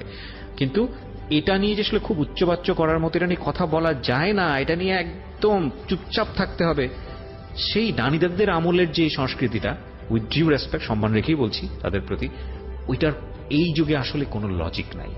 হ্যাঁ, এবং প্রয়োজনটা এখানে অনেক বড়, প্রয়োজনটা খুবই অনেক বড়। মজার বিষয় হচ্ছে যে এরকম একটা বিজ্ঞাপনে দেখেছিলাম এরকম, যে এই কটা দিন তো ঘরে থাকলেই হয়, মেয়েকে বলছে ঘরের মধ্যে থাকো, স্কুলে যেও না, পড়াশোনা করো না, অফিসে যেও না, কিন্তু সেই দিন কিন্তু এখন আর নাই। হ্যাঁ, এই কটা দিন ঘরে থাকার মতো দিন কিন্তু না। হ্যাঁ, তো আমার মনে হয় এই বিষয়গুলোকে খুব ফ্রি অ্যান্ড ফ্র্যাঙ্কলি নেওয়া, এবং আমি যত জানি জাতিসংঘ থেকে এটার জন্য একটা পার্টিকুলার ডে ঘোষণা করা হয়েছে, একটা বিশেষ দিবস, যাতে করে মেয়েরা প্রপার ওয়েতে হাইজিনটা পায়, ট্রিটমেন্টটা পায়, সেটা নিয়ে ডিসকাস করা। সো এই বিষয়গুলো একটু খেয়াল রাখাটা খুব জরুরি, মনে রাখাটা অবশ্যই প্রয়োজন। আমরা যেটাকে ট্যাবু মনে করি, আমরা যেটাকে অন্যায় মনে করি, যেটা আমরা ইভেন শুধু এটা না, যে কোনো শিক্ষাই আমি মনে করি, মাফ করবেন আমি একটু সময় বেশি নিয়ে ফেলছি, যে কোনো শিক্ষায় আপনি সমাজ থেকে গ্রহণ করছেন, সোসাইটি অনেক বড় একটা গাইডেন্স আমাদের জায়গা থেকে, কিন্তু সোসাইটি চেঞ্জ হয় আমাদের দ্বারাই। সেই প্রত্যেকটা জিনিস বিনা প্রশ্নে, বিনা বাক্য ব্যয়ে নিজের জীবনের জন্য মেনে নেয়া আদৌ প্রয়োজন আছে কিনা, সেই জায়গাটা থেকে আমাদের মনে হয় প্রশ্ন করা উচিত, সেটা যে কোনো বিষয়ে। হ্যাঁ, আমি সমাজের বাইরে গিয়ে বসবাস করব না, কিন্তু সমাজ আমাকে যা শেখাচ্ছে প্রত্যেকটা বিষয়ে যদি আমি মুখ বন্ধ করে মেনে নিই, তাহলে সমাজে চেঞ্জ আসবে কিভাবে? রয়েছি আর আমার সঙ্গে আজকে আছেন নাবিলা। নাবিলার বয়স হচ্ছে 21, আমি যদি ভুল না করে থাকি নাবিলা, রাইট? 21 বছরের নাবিলা 21 বছরের জীবন গল্প এখানে এসে উপস্থাপন করছে। তো বাবা আপনাকে এরকম একটা খুব সুন্দর একটা মেমোরি আপনাকে উপহার দিয়েছে, আপনি যেটা বলতে চাচ্ছেন, তো তারপর কি হলো? ওই সময়টাতে আমার তো আশেপাশে কাউকে আপন মনে হচ্ছিল না, নট ইভেন মাই ফাদার। আমার বাবাকেও তো আমার আপন মনে হচ্ছিল না তখন। আর পিরিয়ডের সময় মেয়েদের খুব মেন্টালি একটা সাপোর্ট প্রয়োজন হয়। 100% ট্রু। ইয়েপ। আমাদের বাড়িটা ভেঙে ফেলছিল এন্ড সবকিছু মিলিয়ে ওই আশেপাশের অনেক মানুষ ছিল, তো সবকিছু মিলে আমি খুব বাজে একটা ইয়ের মধ্যে পড়ি।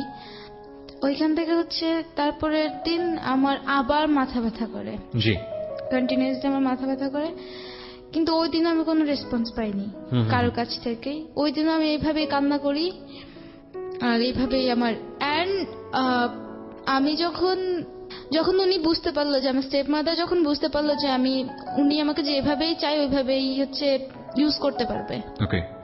আমার মাথা ব্যথা করছিল, উনি হচ্ছে আমাকে হঠাৎ করে ডেকে তুলে, মানে আমাদের কাজের মেয়ে ছিল কিন্তু ওকে হচ্ছে বলছে যে চলে যাও।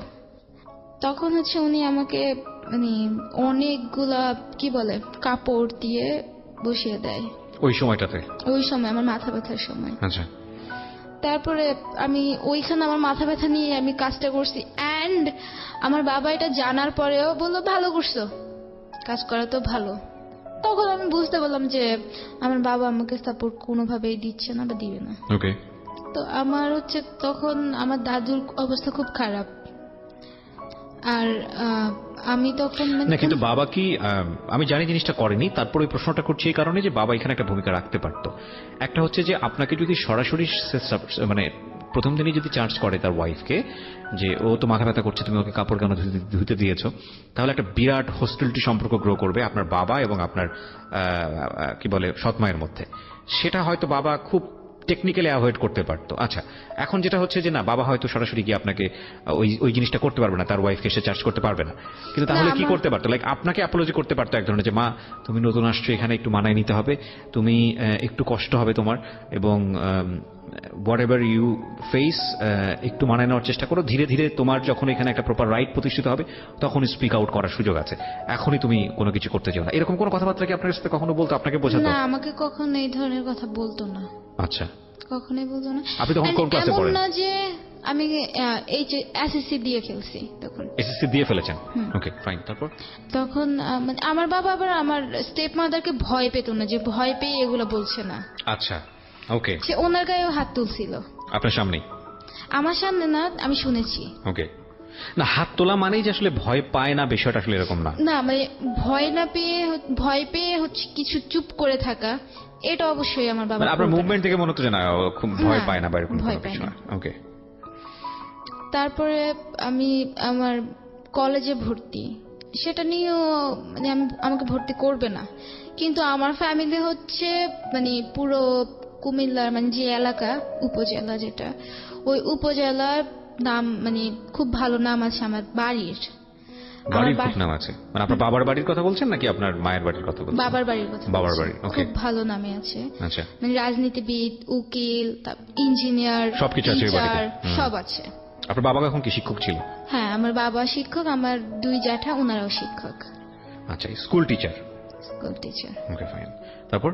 তারপরে মানে ওই ফ্যামিলি থেকে যে আমাকে কলেজে গিয়ে আমার পড়ালেখা বন্ধের প্রশ্ন উঠবে আমি কখনো চিন্তাও করিনি, কিন্তু এটা উঠেছে। আমাকে পড়ালেখা করাবে না আর ভর্তি করবে না। আমার কথা হচ্ছে এনিহাও আমাকে পড়তে হবে, কারণ আমি তখন বুঝে গেছি যে পড়ালেখা ছাড়া আমার কিছু নাই। তখন হচ্ছে আমি অনেক ধরনের মানে কান্নাকাটি করতাম, আমি ভর্তি হব। তারপরে আমার বাবাকে আমার চাচারা দুই একজন বুঝাতো ভর্তি করার জন্য, ওইভাবেও বুঝাতো না। মানে ওইখানে আমি কোনো ধরনের সাপোর্ট পাইনি যে একটা মানুষ আমাকে প্রপারলি সাপোর্ট করতেছে, ওকে, A to Z সাপোর্ট করতেছে, কেউ করে নাই। আর আমার যে স্টেপ মাদার, উনি হচ্ছে খুব বাজে বাজে বিহেভ করে। স্ল্যাং ইউজ করতো বা এরকম কোনো কিছু? না, স্ল্যাং ইউজ করতো কিনা আমি জানি না, তবে খুব মানে রেগে কথা বলতো। আচ্ছা। যারা আমার সাথে কথা বলতে আসতো তাদের সাথে বদরাগী যেটাকে বলে। হ্যাঁ, রেগে কথা বলতো, মানে ওদেরকে খুব বেশি করতো, ইনসাল্ট করে কথা বলতো। তো এই জন্য কেউ আমার সাথে কথা বলতে সাহস পেত না, কেউ আমার সাথে কথা বলতো না। আমি প্রায় একঘর হয়ে পড়ছিলাম। আর কয়েকদিন পরেই হচ্ছে, তাও অনেক কষ্ট করে আমি হচ্ছে কলেজে ভর্তি হই। আচ্ছা, সো বিষয়টা এরকম ছিল যে আপনাকে বিয়ে দিয়ে দেওয়ার চেষ্টা করা হচ্ছে বা এরকম কোনো কিছু? না, ওই সময় বিয়েও না। তাহলে পড়াশোনা বন্ধ করে দিবে? আমি জানি না কেন এটা করেছে। ওকে, তারপর? চেয়েছিল হয়তো বা ঘরে থাকি, ওই যে ওনার সাথেই থাকি, কাজ করি ওনার সাথে, এগুলাই। হুম। তারপরে আমি যখন ভর্তি হলাম তখন আমার বাবা চলে যায়। চলে যায় বলতে? দেশের বাহিরে। আচ্ছা। তো তার কয়েকদিন আগেই মানে অনেক মানে ওই যে আমার স্টেপ মাদারের সাথে অনেক ধরনের ঝামেলা হওয়ার পর ওনার সাথে আমার কথা বলতে মানে কথা বলায় দেয়। কথা বলিয়ে দেয় বলতে? বলতে বাবার সাথে অনেক ঝামেলা হওয়ার পরে বাবা বলে যে আমার মেয়ের সাথে যদি কথা না বলো তাহলে মানে এমন কিছু বলে, আমি জানি না কি ঝগড়া হয়েছিল। আচ্ছা, মানে পরের দিন উনি বিষয়টা আমার হয়েছিল সাথে যে কথা বললো। আচ্ছা, আপনার এবং আপনার সৎ মায়ের মধ্যে একটা ঝামেলা ছিল, দূরত্ব ছিল, আপনারা দুজন কথা বলতেন না। আমি কথা বলতে চাইতাম কিন্তু উনি আমার সাথে কথা বলতো না। তাই এক পর্যায়ে বাবাকে আপনি বিষয়টা বলেন। বাবা তো দেখছিল সবকিছুই। আচ্ছা, তারপর আপনার মা এক পর্যায়ে আপনার সঙ্গে কথা বলে। ওকে, ঠিক আছে। তাও কথা বলতে কি মানে কেমন ভাবে বিহেভ করতে জানি, মানে পরে আমার কথা বলার পর আমার মনে হয়েছে যে কথা না বলাটাই ভালো ছিল। এইভাবে আমাকে ট্রিট করতো উনি। তারপর ওইখান বাবা চলে যাওয়ার পরে হচ্ছে আমি বাবার সাথে মানে আমি আর হচ্ছে আমার স্টেপ মাদার অ্যান্ড আমার দুটো ভাই বোন আছে ছোট, ওরা সহ হচ্ছে ঢাকায় যাই। তখন তো আমরা কুমিল্লায়, তো ঢাকায় আসি। ঢাকায় আসার পর হচ্ছে আমার বড় জেঠু আবার ঢাকায় থাকে, জেঠিমা সহ। তো ওনাদের বাসায় ছিলাম। সবাই মানে সব জায়গায় আমার আপন বলতে, পর বলতে, আমার বাবা মা বলতে সবাই আমাকে কেমন চোখে জানি দেখতো। তো এখানে আসার পরও আমি একটু একা একা থাকতাম। সবাই আড্ডা দিচ্ছে, কথা বলছে, কিন্তু আমি তাদের মাঝখানে নাই। কোনোভাবে আমি নিজেকে খাপ খাইয়ে নিতে পারতাম না। তারপর যখন বাবা চলে যায় আমি ফার্স্ট হচ্ছে আমার স্টেপ মাদারের বাবার বাড়িতে যাই। তাও বাধ্য হয়ে উনি আমাকে নিয়ে যায়। এখন কোথায় ফেলে দিয়ে যাবে বা বাবা আবার যদি জানতে পারে। তো উনি আমাকে নিয়ে যায়। ওইখানে গিয়ে হচ্ছে আমি মানে নিজেকে খুব অসহায় মনে হয় যে আমি ওনার বাসায় যাই ঠিকই, কিন্তু ওইরকম ভাবে আবার ওনার যে মানে আমার স্টেপ মাদারের যে ভাইয়ের বউ ছিল, উনি তো আমার মামি হয়, সম্পর্কে মামিই হবে। উনি খুব ভালো ছিল, মানে উনি হচ্ছে আমাকে ওইখানে গিয়ে আমার খাওয়া দাওয়ার কোনো ইয়া ছিল না। উনি আমাকে একমাত্র যে মানে ওই টাইমটাতে খাওয়া দাওয়া বা আদার্স যেগুলো। তারপর আমি ওইখানে গিয়ে হচ্ছে একদিন ছিলাম। থাকার পরে হচ্ছে আমি ওইখানে গিয়ে মনে করেন যে থাকে না একটু মিশে অন্য একটা জায়গায় গিয়ে অন্য মানুষদের সাথে, অনেকগুলো মানুষ আমাকে দেখতে আসছিল। আমার মনে হচ্ছিল যে আমি চিড়িয়াখানার কোনো মানে পশু পাখি যে আমাকে দেখতে আসছে। অনেকগুলো মানুষ আমাকে দেখতে আসছিল। এটা আমার জন্য কখনোই ভালো হবে না, ভালো হয়নি। আমার নিজেকে খুব ছোট মনে হতো যে মানুষ আমার দিকে কিভাবে তাকিয়ে আছে, মানে তারপরে হচ্ছে কানাঘুষা করতেছে, মানে একজন একজনকে বলতেছে যে ওর আগের গিয়ার মেয়ে, এগুলো বলতো। তো আমার কখনোই এগুলো ভালো লাগতো না। আমি তারপর ওইখানেই আমি কান্না করে দিয়েছিলাম। এন্ড এটা কেউ, আমি কান্না করলে, আমি যতদিন পর্যন্ত কান্না করছি আমার বাবার সামনে আমি কান্না করি না কখনো, কারোর সামনে আমি কান্না করতাম না। তো ওইখান থেকে চলে আসার পর হচ্ছে আমার দাদু মারা যায়। দাদু মারা যাওয়ার সময় হচ্ছে আমার দাদু ছিল কাইন্ড অফ ছোটখাটো সাপোর্ট, যে আমার দাদু আছে, আমার বাড়ি, আমার দাদু আছে, আর বাকি সবাই তো আমিও চিনিও না। আমার যে জেঠিমা চাচিমা ওনারাও তো আরেক ইয়া থেকে আসছে। আমি একদিন টাইলসের মধ্যে নতুন ছিল তো পড়ে যাই, স্লিপ কেটে পড়ে যাই ফ্লোরে। হ্যাঁ, আমি চিৎকার দিয়ে উঠি, এত বেশি ব্যথা পাই, কিন্তু কেউ মানে একটু তাকায়ও নাই। আমি নিজে নিজে উঠি, তারপরে আবার রুমে চলে যাই। রুমে গিয়ে কান্না করি। আমার কাছে তখন ফোন ছিল না যে আমি আমার মায়ের সাথে কন্ট্যাক্ট করব। তখন আমার মায়ের সাথে কোনো ধরনের কন্ট্যাক্ট নাই আমার। তারপরে এভাবেই চলতেছিল। হঠাৎ করে উনি আমার সাথে খুব ভালো হয়ে যায়। আপনার এই সৎ মা? ওকে। খুব ভালো বলতে নর্মালি কথা বলতো। আমার তো তখন মনে হচ্ছিল যে আমি আকাশ মানে চাঁদ পেয়ে গেছি হাতে, যে আমার হ্যাপিনেস চলে আসছে। তারপরে হঠাৎ করে উনি আমাকে একদিন বলে কি যে আমি তো কলেজে যাব, আমাকে বলে যে একটা সিম তোলার জন্য, সিম কার্ড। তো আমি বোকার মতো ওই সিম কার্ডটা তুলে আনার পর উনি আমাকে আর কিছু বলেনি। তা আমার বাবার সাথে হয়তো বা কোনো একটা প্রবলেম হওয়ার কারণে পরে বাবা আমাকে জিজ্ঞেস করছিল, মানে আমার বাবাও কিন্তু তখন আমার সাথে কথা বলতো না রেগুলারলি ফোনে। অনেকদিন পর পর আমাকে ফোন দিয়ে যা জিজ্ঞেস করতো ভালো আছে কিনা, এইটুকুই, আর কোনো ধরনের কথা না, কোনো ধরনের কিছু না। অ্যান্ড আমি খাচ্ছি কিনা ঠিক মতো, আমার কেয়ার করছে কিনা, কিচ্ছু জিজ্ঞেস করতো না। তো আমি ওই দিন সিমটা এনে দেওয়ার পরে কিছুদিন পরে আমাকে বাবা ফোন দিয়ে বলে যে তুই নাকি কার সিম তুলছিস, আমাকে একটা ইয়ার মধ্যে ফেলে দেয় উনি। তা আমি বললাম যে এমনি উনি তো আমাকে বলছে এই সিমটা তোলার জন্য। তো আমার বাবা কথাটা বিশ্বাস করে, যদি বিশ্বাস না করতো তাহলে আমি অনেক প্রবলেমে পড়ে যেতাম তখন। আমার কথাটা বিশ্বাস করার পরে এরপরে উনি হচ্ছে কিছুদিন পরে আমার মানে ওই সময় থেকে উনি আবার আমার সাথে কথা বলে অফ করে দেয় আমার বাবাকে এই কথাটা বলার পরে। তা আমি হচ্ছে যখন কলেজে যাই তখন হচ্ছে আমার নন একটা ফার্মেসি থেকে আমি একটা স্লিপিং পিল নিয়ে যাই, একটা না সরি দুটা পিল নিয়ে যাই। তো আমি স্লিপিং পিল খেলে তো মানুষ মারা যায় না, 2টা স্লিপিং পিল খেলে মানুষ মারা যায় না, এটা আমি জানতাম তখন। তো আমি চাইছিলাম যে আমি একটু মানে আমার ঘুম আসছিল না এই টেনশনের কারণে, আমার খারাপ লাগতো যে এগুলো আমার সাথে কেন হচ্ছে, আমি আমার নানু বাড়িতে ওইভাবে ভালোভাবে থাকতে পারিনি, আমি এখানেও এত প্রবলেম কেন ফেস করতেছি। তা আমি ভাবলাম যে হয়তো বা এই স্লিপিং পিলটা খেলে, তখন আমি এত কিছু বুঝতাম না, আমার মনে হয়েছে যে আমি স্লিপিং পিলটা খেলে আমি একটু কিছুক্ষণ ঘুমিয়ে আমার মনটা হয়তো বা একটু ভালো হবে, তখন আমার ধারণা এটা ছিল। তারপরে উনি ঠিক ওই দিনই আমাকে হচ্ছে 1 গ্লাস দুধ দেয় হঠাৎ, আমার স্টেপ মাদার, হঠাৎ করে। তা আমি ওইটাকে ভালোভাবে নিয়ে খেয়ে ফেলি, অ্যান্ড ওইটার সাথে কিন্তু আমি স্লিপিং পিলটাও খাই। খাওয়ার পরে হঠাৎ করে আমার খালাতো ভাই ফোন দেয় আমাকে, তারপর উনি এসে আমাকে দেয়, দেওয়ার পরে হচ্ছে আমি বলি যে ভাইয়া এমনি আমার খুব খারাপ লাগছিল, আমি একটা স্লিপিং পিল খাইছি, আমি জানি না আমার ঘুম আসতেছে অনেক, আপনি কালকে ফোন দিয়েন, আমি কালকে কথা বলবো। আমিও বলে ফেলছি কথাটা, মানে তখনকার হচ্ছে স্লিপিং পিল আমার কাছে হচ্ছে ট্রেন্ডি ছিল, মানে ট্রেন্ডি বলতে খুব বললে অনেক ইয়ে হয়ে যাবে। এটা আপনি কাকে বলেছেন? আমি আরেকবার রিপিট চাই এটা। আমার খালাতো ভাইকে। তারপরে হচ্ছে আমাকে যখন বলে তো আমার ভাই মনে করে যে অনেক ঝামেলা কিছু হয়ে গেছে, কিছু একটা হয়েছে।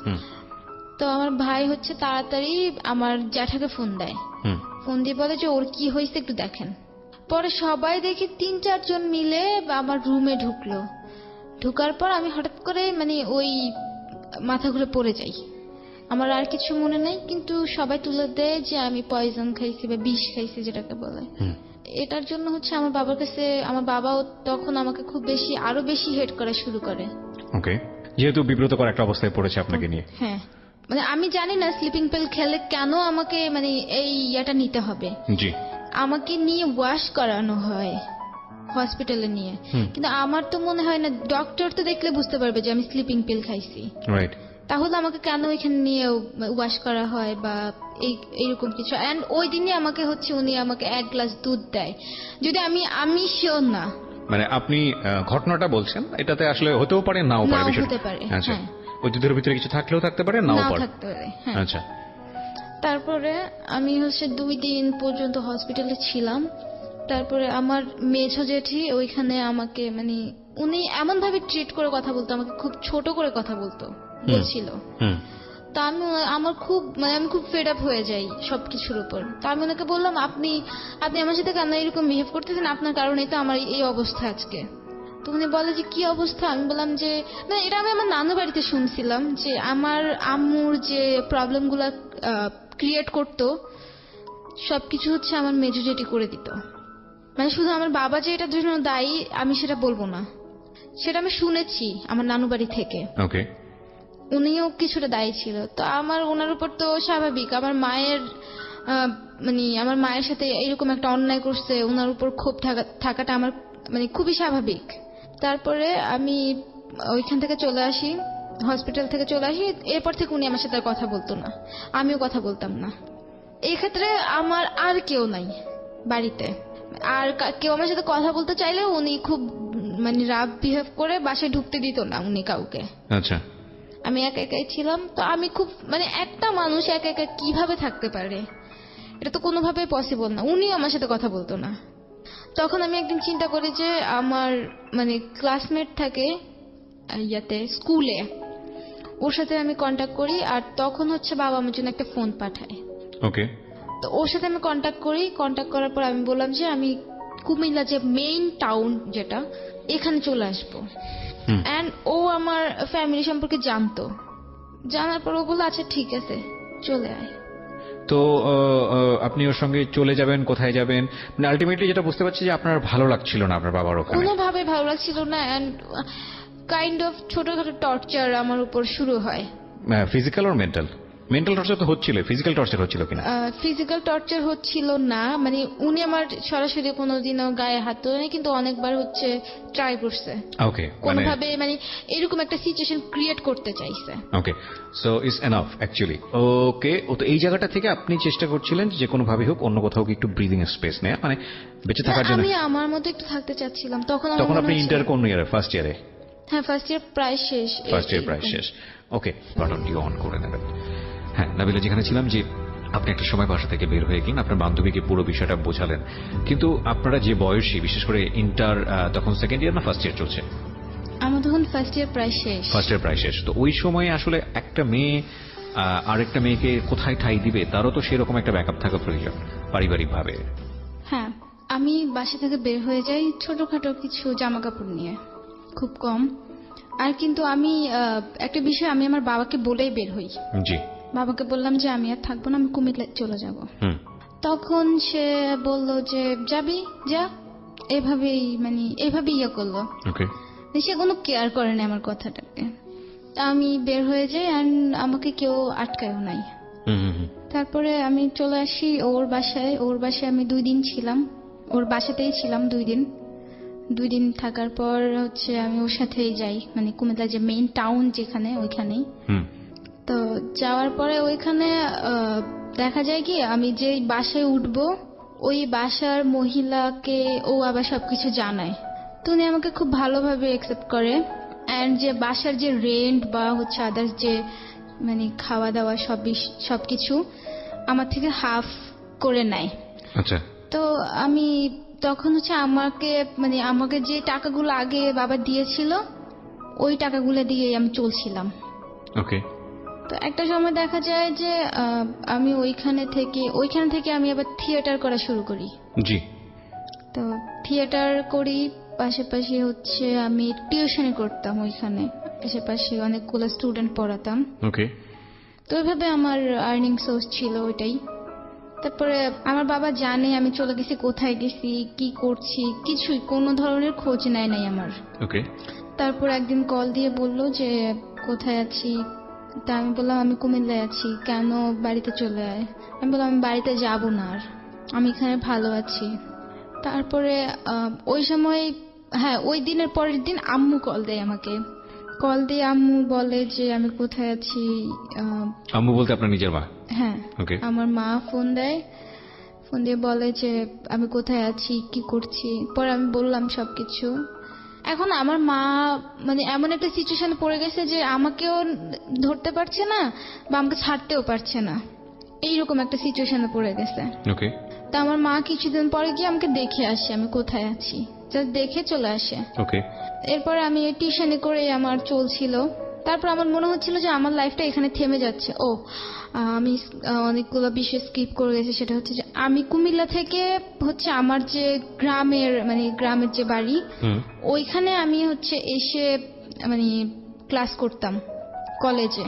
আচ্ছা। সেকেন্ড ইয়ার আমি ক্লাসও করতে পারতাম না, কারণ ডেইলি যেতে আমার অনেকগুলো টাকা খরচ হয়ে যেত, আমি পারতাম না। ওইখানে আমি খুব কম যেতাম, আর প্রাইভেটও পড়তে পারতাম না। আমার ঠিক করে চলার টাকা নাই, আমি কিভাবে প্রাইভেট পড়বো। অ্যান্ড আমি কোনো বইও কিনি নাই ঠিকভাবে।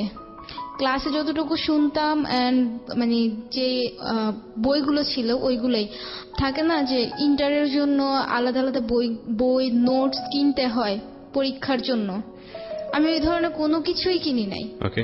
আমি এক্সাম দেই, কিন্তু আমি কুমিল্লা থেকে গিয়ে এক্সাম দিয়ে আবার চলে আসি, না খেয়ে সকালে বের হই, হালকা কিছু খেয়ে হচ্ছে এক্সাম দিয়ে বের হয়ে চলে আসতাম। তা আমার টেস্ট যে পরীক্ষা ছিল ওটা আমি এভাবেই দেই, অ্যান্ড ফাইনালটাও আমার এইভাবেই দেওয়া হয়।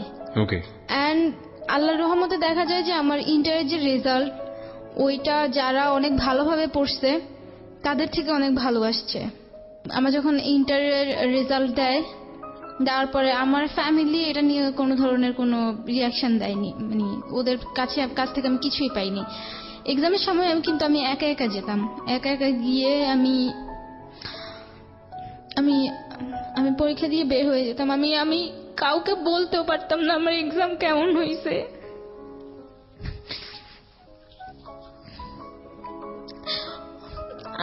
আমার পাশে যে আমার ক্লাসমেটরা ছিল বের হয়ে বাবার কাছে গিয়ে বলতো এক্সাম মানে ভালো হয়েছে বা খারাপ হয়েছে, বা এটা দিতে পারি না ওটা দিতে পারি না। বাবারাই জিজ্ঞেস করতেছে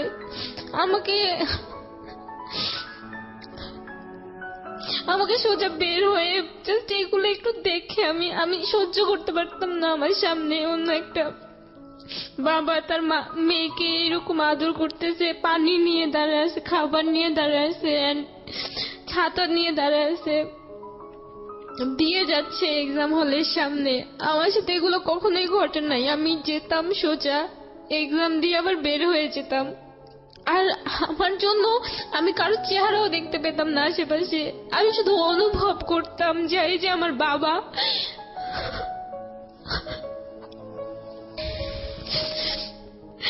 এমন দেখা গেছে যে আমি অর্ধেক রাস্তা হেঁটে হেঁটে গেছি, আমার কাছে টাকা ছিল না।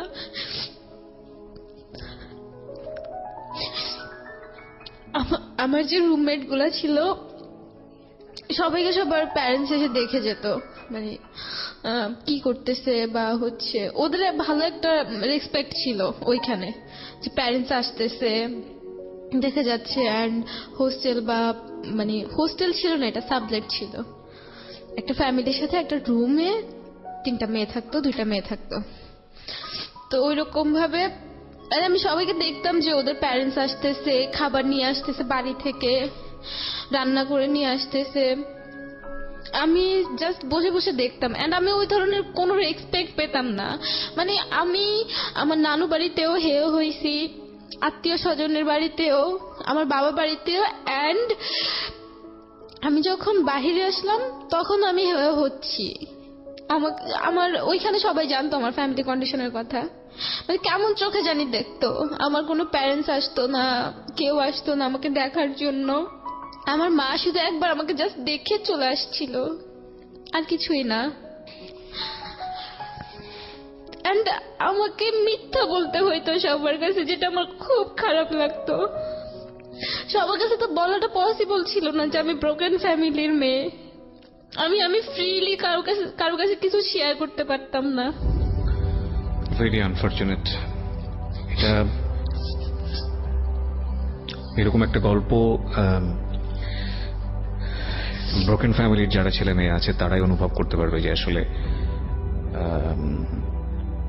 কতটা কষ্টের। আসলে একটা মানুষ না খেয়ে আছে, সেটা একটা কষ্ট। একটা মানুষ না খেয়ে আছে, তার সামনে যদি কেউ পেট পুড়ে খায়, সেই কষ্টটা অন্যরকম একটা কষ্ট। কিংবা একটা মানুষ না খেয়ে আছে, তাকে যদি বলা হয়, তোমাকে যখন জিজ্ঞেস করবে তুমি খেয়েছো কিনা, তখন সে বলবে যে হ্যাঁ আমি পেট পুড়ে খেয়েছি, সেটা আরেক রকমের কষ্ট। সিচুয়েশন একটাই, কিন্তু কষ্টটা 3 রকমের। ওর একটা ব্রোকেন ফ্যামিলির ছেলে মেয়েরা এরকম 3টা সিচুয়েশন ফেস করে জীবনে। আমি খুব সহজ করে একটা নুড উদাহরণ দিয়ে আপনাদেরকে বোঝানোর চেষ্টা করলাম, আশা করি বুঝতে পেরেছেন। একটা হচ্ছে তাদের নিজেদেরকে গোপন করতে হয় সমাজ থেকে, আর একটা হচ্ছে যে সমাজ তাদেরকে ভালো চোখে দেখে না, এবং একই সাথে অফকোর্স তাদের পরিবারে তো একটা ইনজাস্টিস হয়ই।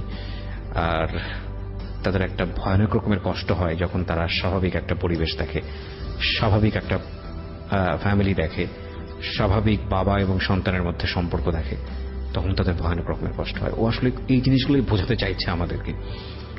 আমরাও যারা সাধারণভাবে একটা সাধারণ পরিবারে বসবাস করি, যাদের মধ্যে এই ধরনের বিষয়গুলো নেই, তারা হয়তো এই কষ্টটা শুধু কষ্ট বলে আহ করে কিছুটা হলেও বুঝতে পারছি।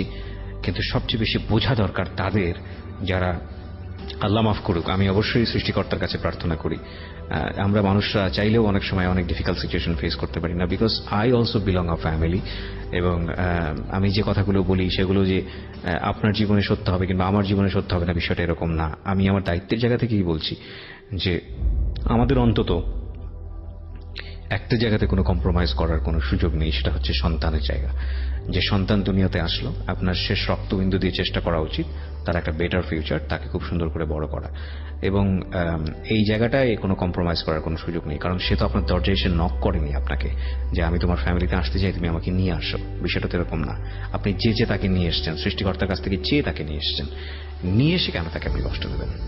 কেন তাকে, একটা মানুষকে যখন আপনি দেখুন, একটা মানুষকে খুন করার বিষয়টা কি? একটা গুলি করলেন বা একটা বিশেষ অস্ত্র দিয়ে মেরে দিলেন, সেই মানুষটা ওই পেইন পেয়ে মারা গেল, অধ্যায়টা ওখানে শেষ। হ্যাঁ, তার কিছু সার্কামস্ট্যান্সেস ফ্যামিলিরা বিয়ার করতে থাকে সারা জীবন ধরে, সেটা অন্য বিষয়, কিন্তু ওই মানুষটার অধ্যায় কিন্তু শেষ। কিন্তু এই যে ফ্যামিলিতে আপনি যাকে নিয়ে আসলেন, জীবিত অবস্থায় রেখে দিয়েছেন, কিন্তু তিলে তিলে কষ্ট দিচ্ছেন, এটা ওই খুনের চাইতেও ভয়াবহ রকমের একটা খুন। ওই খুনের চেয়েও ভয়াবহ রকমের পেইন এই খুনে, এবং সেটা আমাদের সবারই বোঝা উচিত। প্রিয় শ্রোতা, গল্পের শেষ ভাগে আসবো। গল্পের শেষ ভাগে এসে কিছু জিনিস সামারি করব, কারণ ওর গল্পটা এখন যে জায়গাটায় দাঁড়িয়ে আছে সেটা একটা অর্ধেক জীবন গল্প। বাকি অর্ধেক জীবন গল্পটা আমরা খুব ছোট করে সামারাইজ করে আপনাদেরকে শোনাবো। ও এখন কোথায় আছে, কি করছে। সবসময় আমি দেখতাম, ফেস করতাম, আর আমার খারাপ লাগতো। আর আমি কারো সামনে কান্না করতাম না, কারো সামনেই না। আমি রাতের মাঝখানে কান্না করতাম। অ্যান্ড আমার ধরতে গেলে 30 দিনের মধ্যে আমার 17-18 দিন এইভাবেই যেত, না ঘুম না খাওয়া দাওয়া। মানে ঘুমাতে পারতাম না হচ্ছে মেন্টালি, যে একটা প্রেশারের মধ্যে থাকতাম বা মানে ডিসঅ্যাপয়েন্টেড সবকিছু থেকেই, ওইটার কারণে। আর খাওয়া দাওয়া হচ্ছে আমার কাছে, আমি ফিনান্সিয়াল কোনো সাপোর্ট পাচ্ছিলাম না তখন। আমার বাবা টোটালি আমার সাথে কন্ট্যাক্ট অফ করে দিছে। আর কন্ট্যাক্ট অফ করার একটাই রিজন ছিল যে আমি কেন বাসা থেকে বের হয়ে গেছি। তার কথা হচ্ছে যে আমি বাসায় থাকবো, আমার মানে স্টেপ মাদারের যে টর্চার গুলো সেগুলো আমি টলারেট করব, আমার পড়ালেখা বন্ধ থাকুক, সেটাই চাচ্ছিল। মানে আমার মায়ের সাথে যেটা করছে, যে তাকেও এরকম করে রাখতে চাচ্ছিল। মানে সে চাচ্ছিল যে তার ফ্রি, মানে তার আয়ত্তের মধ্যে আমি থাকি, আমি কোথাও বের না হই, কারোর সাথে কথা না বলি। কিন্তু এটা তো আমার পক্ষে পসিবল ছিল না। একা একা একটা মানুষ এইভাবে সারাদিন একটা রুমের মধ্যে পড়ে থাকতে পারে না। আমি ছোট থেকে খুব মানে স্বপ্ন দেখতে পছন্দ করি, এন্ড আমি স্বপ্ন পূরণ করার ট্রাই করি। আমার ছোট থেকে আমার ইচ্ছা আমি অনেক কিছু করব জীবনে। তো ওইরকম একটা মানুষকে যদি একটা মানে রুমের মধ্যে বন্ধ করে দেয়, সেটা তো কোনোভাবে আমি নিজেও মেনে নিতে পারবো না। যার কারণে আমি বাধ্য হয়ে বের হয়ে যাই। এন্ড বের হওয়ার পর দেখলাম যে আমার মানে ফ্যামিলি টোটালি আমার কাছ থেকে আলাদা হয়ে গেছে আরো। এন্ড একটাই রিজন, আমার একটাই ফল্ট, মানে যদি বলা হয় যে আমার ফল্ট কি, আমার ফল্ট একটাই, সেটা হচ্ছে আমি বাসা থেকে বের হয়ে গেছি। ওকে। এরপর যখন আমি মানে ইন্টার রেজাল্ট দেওয়ার পর, যখন আমি ইন্টার রেজাল্টের মাঝখানেই আমি ঢাকায় চলে আসি। আমার একটা ফ্রেন্ড থাকে, তো ও হচ্ছে একই, মানে আমরা যখন ওই যে 3 মাস প্রাইভেট পড়লাম, ওইখানে আমার একটা ফ্রেন্ড হয়, একটা মেয়ে ফ্রেন্ড হয়, একটা ছেলে ফ্রেন্ড হয়। জি। তো ওই ছেলে ফ্রেন্ডের মাধ্যমে এই ছেলে ফ্রেন্ডকে আমি বললাম যে আমি ঢাকা চলে যাব, আমি কুমিল্লা থেকে আর কিছু করতে পারছি না, আমাকে নিজেকে প্রুভ করতে হবে, আমাকে এমন কিছু হতে হবে যেখানে আমার বাবা আমাকে নিয়ে প্রাউড ফিল করে। জি। আমি বের হয়েছিলাম এই জন্যই। তারপরে ও বললো যে আচ্ছা ঠিক আছে। তো আমি সামান্য কিছু টাকা নিয়ে, ওই যে টিউশনের টাকাটা নিয়ে বা আরো ওই সময় আমি আরো কাজ করা শুরু করলাম। এন্ড ওইখানে হচ্ছে আমি ওইখান থেকে চলে আসি। চলে আসার পরে আমি একটা বাসায় উঠি, সাবলেটি, ঢাকাতে। ওকে। উঠার পর থেকে হচ্ছে আমার তখন কি আপনার ইন্টারমিডিয়েট পরীক্ষা দেওয়া শেষ? শেষ, হ্যাঁ। ওকে। ইন্টারমিডিয়েট পরীক্ষা দেওয়ার পরে আপনি ঢাকায় আসলেন প্রথম? হ্যাঁ, প্রথম না, আমার নানু বাসা ঢাকাতেই। মানে আমার নানা যে ঢাকায় আপনি এসে কোথায় উঠলেন তখন ওই সময়টাতে? আমি উঠছি শাহজাদপুর। না, মানে কার বাসায় উঠলেন? আমি চিনতাম না তাকে। তো আপনি কিভাবে তার কাছে আসলেন? ওই যে আমার ফ্রেন্ড, ওই মানে ওর কিভাবে জানি আপু হয়। আচ্ছা, মানে যার বাসায় উঠলেন সে কি ছিল? আমি তো একটু পরিচয়টা জানতে চাচ্ছি, কারণ আপনি একটা আনমেরিড মেয়ে, আপনার বয়স হয়েছে, তো যে কারণে আর কি বিষয়টা। হ্যাঁ, উনি মানে আমার ফ্রেন্ড যে ছিল, ওর আম্মু আমাকে খুব করতো, আদর করতো, মানে মেয়ের মতো। ফ্রেন্ডের মা? হ্যাঁ, ফ্রেন্ডের মা। আচ্ছা। তা আমার ওইভাবেই বিলিফটা চলে আসছে। আচ্ছা। যে আমার ফ্রেন্ড যদি আমাকে কোথাও দেয়, ও খারাপ কোথাও দিবে না। তো কোথায় দিল আপনাকে?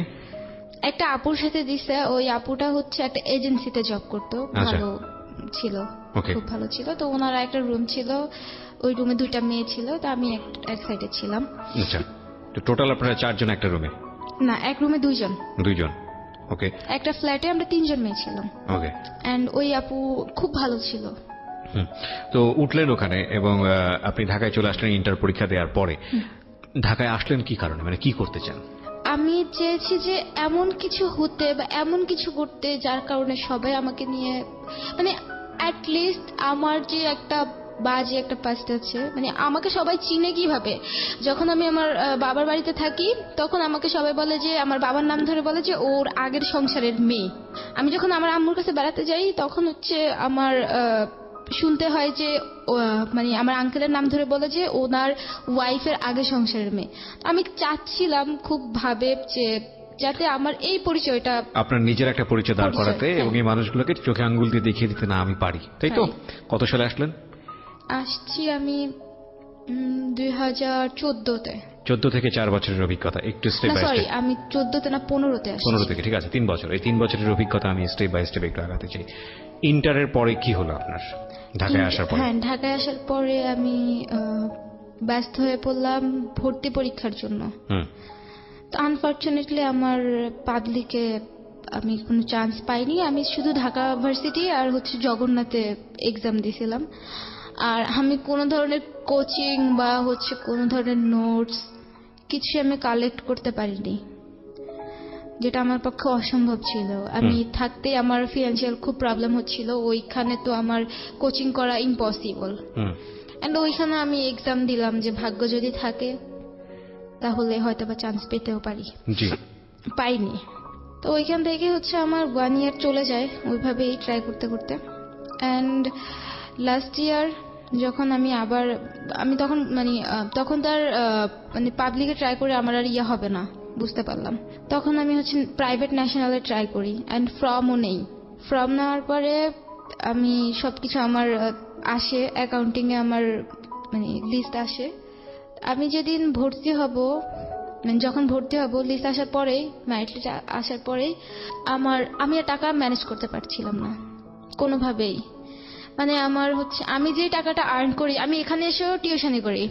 জি। তো ওইখান থেকে আমি যত টাকা পাই বা হচ্ছে আমার আপু আসছে একজন, মানে সে আমাকে খুব ভালোবাসে, সে আমার ফ্যামিলি সম্পর্কে জানার পরে সে আমাকে মাঝে মাঝে ছোটখাটো ভাবে হেল্প করে।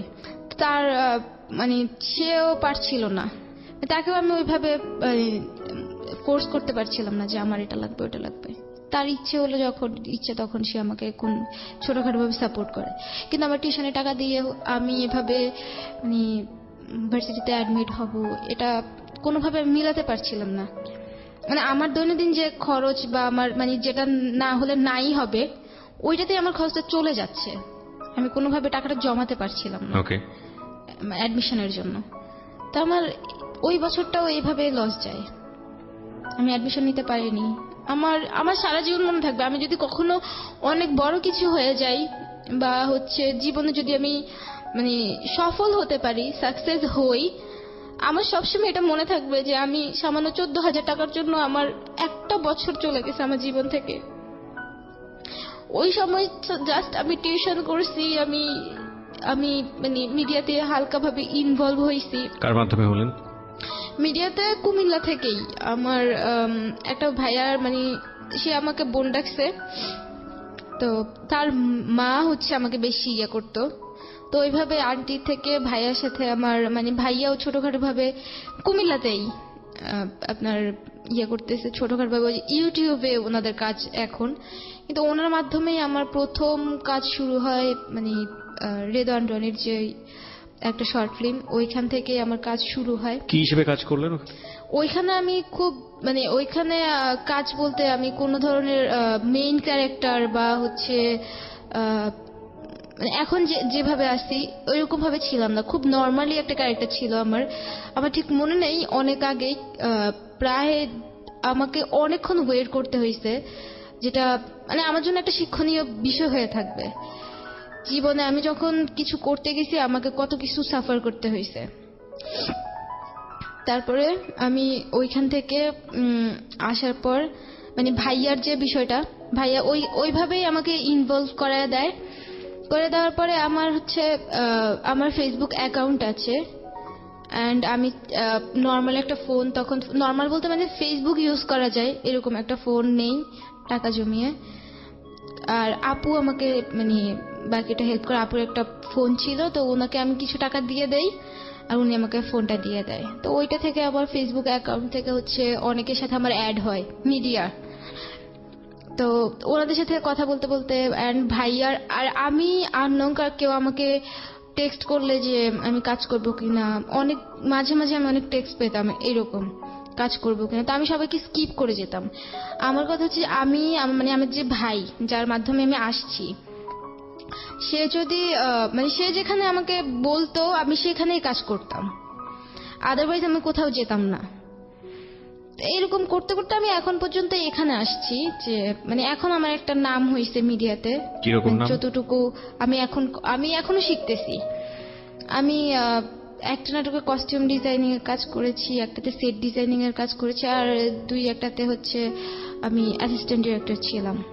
ওকে, আপনার মিডিয়ার এক্সপিরিয়েন্স 1 বছরের, আপনার লেখাপড়া একটা বড় ধরনের ব্রেক অফ স্টাডিজ আছে, যেটা বুঝতে পারছি যে আপনার ইন্টার আপনি পাশ করেছেন কিন্তু আপনি আর ভর্তি হতে পারেননি বিকজ অফ 14,000 টাকা আপনি যেটা বলছিলেন, এবং সেটা আপনি এখনো রিকভার করতে পারেননি। পেরেছেন কি? পারেননি। আপনার ঢাকা শহরে চলতে গেলে কিছু পয়সা কড়ির প্রয়োজন হয়, একটা ভালো অঙ্কেরই প্রয়োজন হয়, খাওয়া দাওয়া খরচ থেকে শুরু করে লাইভলিহুডের জন্য। এটা আসে কিভাবে? এটা আসে আমি যখন টিউশনি করতাম তখন হচ্ছে ওইভাবেই চলতো আমার। আর এখন আমি করি একটা, এখনো পরে একটা আমার বাসায় ওখানে, তো ওইটা থেকে আমার কিছু আসে। আর হচ্ছে আমার বাবা আমাকে কিছু হেল্প করে, সেটা হচ্ছে খুবই সামান্য, আচ্ছা, খুবই সামান্য কিছু হেল্প করে। আর আমার বাবার সাথে